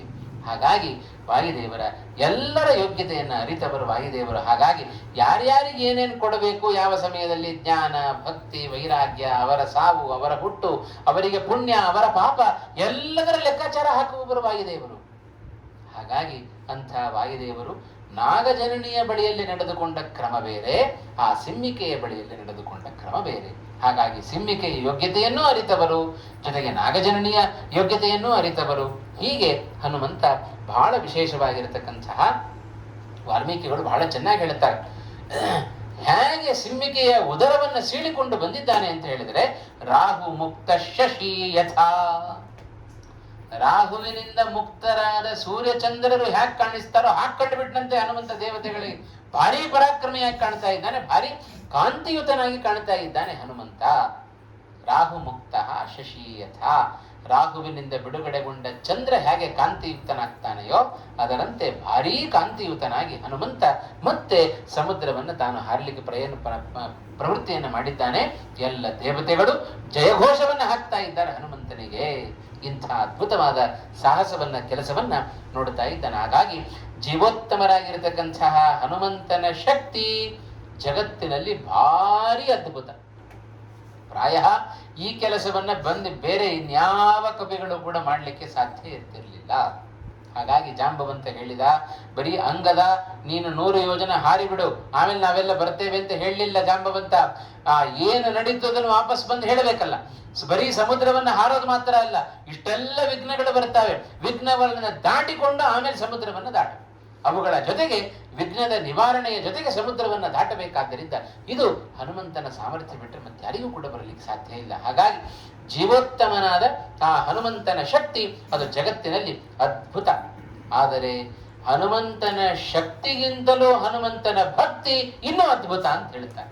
ನಾರಾಯಣ ಪಂಡಿತಾಚಾರ್ಯ ಹೇಳುವಾಗ ಹೇಳ್ತಾರೆ ನೋಡ್ರಿ, ರಾಮಾರ್ಚನೆಯೋ ನಯತ ಪ್ರಸೂನಂ ದ್ವಾಭ್ಯಾಂ ಕರಾಭ್ಯಾಂ ಅಭವತ್ ಪ್ರಯತ್ನಃ ಏಕೇನ ದೋಷ್ಣಾ ನಯತೋ ಗಿರೀಂದ್ರಂ ಸಂಜೀವನಾದ್ಯಾಶ್ರಯಮಸ್ಯ ನಾಭೂತ್. ಎಷ್ಟು ಭಕ್ತಿ ಹನುಮಂತನಿಗೆ! ಹನುಮಂತನಲ್ಲಿರುವ ಶಕ್ತಿಗಿಂತಲೂ ಹನುಮಂತನಲ್ಲಿರುವ ಭಕ್ತಿ ಬಹಳ ದೊಡ್ಡದು. ಶ್ರೀರಾಮಚಂದ್ರನ ಪೂಜೆಗೆ ತಾನು ಹೂವನ್ನು ತೆಗೆದುಕೊಂಡು ಹೋಗುವಾಗ ಬಹಳ ಭಾರ ಆಗಿಬಿಡುತ್ತಂತೆ ಆ ಹೂವು ಹನುಮಂತನಿಗೆ. ಆದರೆ ಸಂಜೀವಿನಿ ಪರ್ವತವನ್ನು 50,000 ಯೋಜನೆ ದೂರದಲ್ಲಿದ್ದ ಸಂಜೀವಿನಿ ಪರ್ವತವನ್ನು ತರುವಾಗ ಹನುಮಂತನಿಗೆ ಏನು ಆಯಾಸ ಆಗಲಿಲ್ಲ. ತರಬೇಕಾದ್ರೂ ಆಯಾಸ ಆಗಲಿಲ್ಲ, ವಾಪಸ್ ಇಡಬೇಕಾದ್ರೂ ಆಯಾಸ ಆಗಲಿಲ್ಲ. ವಾಪಸ್ ಹೋಗಿ ಇಟ್ಟದ್ದಲ್ವಲ್ಲ, ಕ್ಷಿಪ್ತ ಪಶ್ಚಾತ್ ಸಲೀಲಂ, ಇಲ್ಲಿಯೇ ಲಂಕೆಯಲ್ಲಿ ನಿಂತುಕೊಂಡು ಒಗೆದದ್ದು ಹನುಮಂತ. ಅದು ಎಷ್ಟರ ಮಟ್ಟಿಗೆ ಹೋಗಿ ಕೂಡಿತು ಅಂತ ಹೇಳಿದರೆ ಅಲ್ಲಿಂದ ಕಿತ್ತಿದ್ದ ಒಂದು ಸಣ್ಣ ಕುರುಹು ಕೂಡ ಸಿಗಲಿಲ್ಲ. ಓ, ಈ ಪರ್ವತವನ್ನ ಹನುಮಂತ ತೆಗೆದುಕೊಂಡು ಹೋಗಿದ್ದ, ಇದು ಒರಿಜಿನಲ್ ಇರುತ್ತೆ. ಮುರಿದು ಹೋಯ್ತು ಅಂದ್ರೆ ಆ ವಸ್ತುವನ್ನು ಕೂಡಿಸಿದರೆ ಏನಾದರೂ ಆಗಲಿ ನಮಗೆ ಸಣ್ಣ ಡ್ಯಾಮೇಜ್ ಆದರೂ ಅದರಲ್ಲಿ ಕಂಡೇ ಕಾಣುತ್ತೆ. ಆದರೆ ಆ ಸಂಜೀವಿನಿ ಪರ್ವತದಲ್ಲಿ ಆ ಪರ್ವತವನ್ನ ಸಣ್ಣ ಗುರುತು ಕೂಡ, ಎತ್ತಿದ ಗುರುತು ಕೂಡ ಕಾಣದಂತೆ ಹನುಮಂತ ಲಂಕೆಯಿಂದಲೇ ಒಗೆದು ಆ ಪರ್ವತವನ್ನು ಕೂಡಿಸಿದ ವ್ಯಕ್ತಿ ಅವ ಹನುಮಂತ. ಎಷ್ಟು ದೈಹಿಕವಾದ ಶಕ್ತಿ ಇರಬೇಡ, ಆದರೆ ಅಷ್ಟು ಶಕ್ತಿ ಅಂಥ ಸಂಜೀವಿನಿ ಪರ್ವತವೂ ಕೂಡ ಹನುಮಂತನಿಗೆ ಭಾರ ಆಗಲಿಲ್ಲ. ಆದರೆ ರಾಮಚಂದ್ರನ ಪೂಜೆಗೆ ಹೂವನ್ನು ತೆಗೆದುಕೊಂಡು ಹೋಗುವಾಗ ಬಹಳ ಭಾರ ಆಗಿಬಿಡ್ತು ಹನುಮಂತನಿಗೆ. ಭಾರ ಆದದ್ದು ಹೂವಲ್ಲ, ರಾಮನ ಮೇಲಿನ ಭಕ್ತಿ. ಆ ಭಕ್ತಿಯಿಂದಾಗಿ ಅವನಿಗೆ ಹೂವು ಭಾರ ಆಯ್ತು. ನಮಗೆ ಹೇಗೆ ಹೂ ಭಾರವು? ಭಗವಂತನಿಗೆ ಹೂವನ್ನು ಸಮರ್ಪಣೆ ಮಾಡುವಾಗಲೂ ನಮಗೆ ಭಾರ ಇಲ್ಲ, ಅದನ್ನು ವಾಪಸ್ ತೆಗೆಯುವಾಗಲೂ ಭಾರ ಇಲ್ಲ. ಹಾಕುವಾಗಲೂ ನಮಗೆ ಹೂವನ್ನ ಏರಿಸೋದಲ್ಲ, ಹೂವನ್ನ ಒಗೆಯೋದು ಅಂತ. ಭಗವಂತನ ಮೇಲೆ ಹೂವನ್ನ ಒಗೆಯೋದು, ಆಮೇಲೆ ಕಿತ್ತಿ ಒಗೆಯೋದು ಅಂತ, ಮಾರನೇ ದಿವಸವೂ ಒಗೆಯೋದು. ಇದು ನಮ್ಮ ಭಕ್ತಿ. ಹಾಗಾಗಿ ಹನುಮಂತನ ಭಕ್ತಿಗೂ ನಮ್ಮ ಭಕ್ತಿಗೂ ಬಹಳಷ್ಟು ವ್ಯತ್ಯಾಸ ಇದೆ. ಆದ್ದರಿಂದಲೇ ವಾಯುದೇವರು ಆಗಿದ್ದಾರೆ, ನಾವು ಬರೀ ಜೀವರಾಗಿದ್ದೀವಿ ಅಷ್ಟೇ. ಇದು ವಾಯುದೇವರ ಜೀವೋತ್ತಮತ್ವಕ್ಕೆ ಅವರ ಅಪ್ರತಿಮವಾದ ದೈಹಿಕವಾದ ಶಕ್ತಿ, ಭಗವಂತನ ಭಕ್ತಿ ಎರಡೂ ಕೂಡ ಅವರ ಜೀವೋತ್ತಮತ್ವಕ್ಕೆ ಉತ್ತಮವಾದ ನಿದರ್ಶನ ಅಂತ ಅದನ್ನು ಕೂಡ ಒಂದು ನಾವು ಕಾಣಬಹುದು. ಹೀಗೆ ಹನುಮಂತ ವಿಶೇಷವಾಗಿರತಕ್ಕಂತಹ ಆ ಒಂದು ತನ್ನ ಸಾಮರ್ಥ್ಯವನ್ನು ಕೂಡ ತಾನು ತೋರಿಸುವುದರ ಮೂಲಕ ಆ ಸಿಂಹಿಕೆಯನ್ನು ಸಂಹಾರ ಮಾಡಿ ತಾನು ಹಾಗೆ ಲಂಕಾಪಟ್ಟಣದ ಕಡೆಗೆ ತಾನು ಪ್ರವೇಶವನ್ನು ಮಾಡುತ್ತಾ ಇದ್ದಾನೆ. ಹಗಲು ಕಳೆಯುವುದರ ಒಳಗೆ ಲಂಕೆಯನ್ನ ಪ್ರವೇಶ ಮಾಡಬೇಕು. ಸಂಜೆಯ ಹೊತ್ತು ತಾನು ಲಂಕಾಪುರವನ್ನ ತಾನು ಪ್ರವೇಶವನ್ನ ಮಾಡಿದ. ಆ ಪ್ರವೇಶವನ್ನ ಮಾಡುವಾಗ ಹಾಗೆ ದೊಡ್ಡ ಆಕಾರದಲ್ಲಿ ತಾನು ಪ್ರವೇಶವನ್ನ ಮಾಡಲಿಲ್ಲ. ಭೂತ್ವಾ ಬಿಡಾಲ ಸಮಿತೋ ನಿಶಿತಾಂ ಪುರಿಂಚ. ಆ ಲಂಕಾಪಟ್ಟಣವನ್ನು ತಾನು ಪ್ರವೇಶ ಮಾಡುವಾಗ ಭೂತ್ವಾ ಬಿಡಾಲ ಸಮಿತಃ. ನಾವು ತಪ್ಪರ್ಥ ಮಾಡ್ಕೊಂಡ್ಬಿಡ್ತೇವೆ. ಹನುಮಂತ ಬೆಕ್ಕಾಗಿ ಹೋದ ಅಂತ ಅರ್ಥ ಅಲ್ಲ. ಮತ್ತೆ ಅದಕ್ಕೆ ಬೆಕ್ಕಿನ ಗಾತ್ರದಲ್ಲಿ ಹೋದ ಅಷ್ಟೇ. ಎಷ್ಟು ಬೆಕ್ಕು ಸಣ್ಣ ಗಾತ್ರದಲ್ಲಿರುತ್ತಲ್ಲ, ಹನುಮಂತನೇ. ಆದರೆ ಬೆಕ್ಕು ಎಷ್ಟು ಸಣ್ಣ ಗಾತ್ರದಲ್ಲಿರುತ್ತೋ ಅಷ್ಟು ಗಾತ್ರದಲ್ಲಿ ಲಂಕಾಪಟ್ಟಣವನ್ನ ರಾತ್ರಿಯಲ್ಲಿ ತಾನು ಪ್ರವೇಶವನ್ನ ಮಾಡಿದ. ರಾತ್ರಿಯಲ್ಲಿ ಯಾಕೆ ಪ್ರವೇಶವನ್ನು ಮಾಡಿದ, ಬೆಕ್ಕಿನ ಗಾತ್ರದಲ್ಲಿ ಯಾಕೆ ಪ್ರವೇಶವನ್ನು ಮಾಡಿದ, ಇದಕ್ಕೆಲ್ಲದಕ್ಕೂ ಕೂಡ ಉತ್ತರವನ್ನ ನಾಳೆ ದಿವಸದ ಪ್ರವಚನದಲ್ಲಿ ಶ್ರವಣ ಮಾಡೋಣ ಅಂತ ಹೇಳ್ತಾ ಇವತ್ತಿನ ಪ್ರವಚನವನ್ನು ಮುಕ್ತಾಯ ಮಾಡ್ತಾ ಇದ್ದೇನೆ. ಶ್ರೀ ಕೃಷ್ಣಾರ್ಪಣಮಸ್ತು. ಕಾಯೇನ ವಾಚ ಮನಸಾ ಇಂದ್ರಿಯೈರ್ವಾ ಬುದ್ಧ್ಯಾತ್ಮನಾ ವಾ ಅನುಸೃತ ಸ್ವಭಾವಂ ಕರೋಮಿ ಯದ್ಯತ್ ಸಕಲಂ ಪರಸ್ಮೈ ನಾರಾಯಣಾಯೇತಿ ಸಮರ್ಪಯಾಮಿ. ಶ್ರೀ ಕೃಷ್ಣಾರ್ಪಣಮಸ್ತು. ಶ್ರೀ ಹರಯೇ ನಮಃ.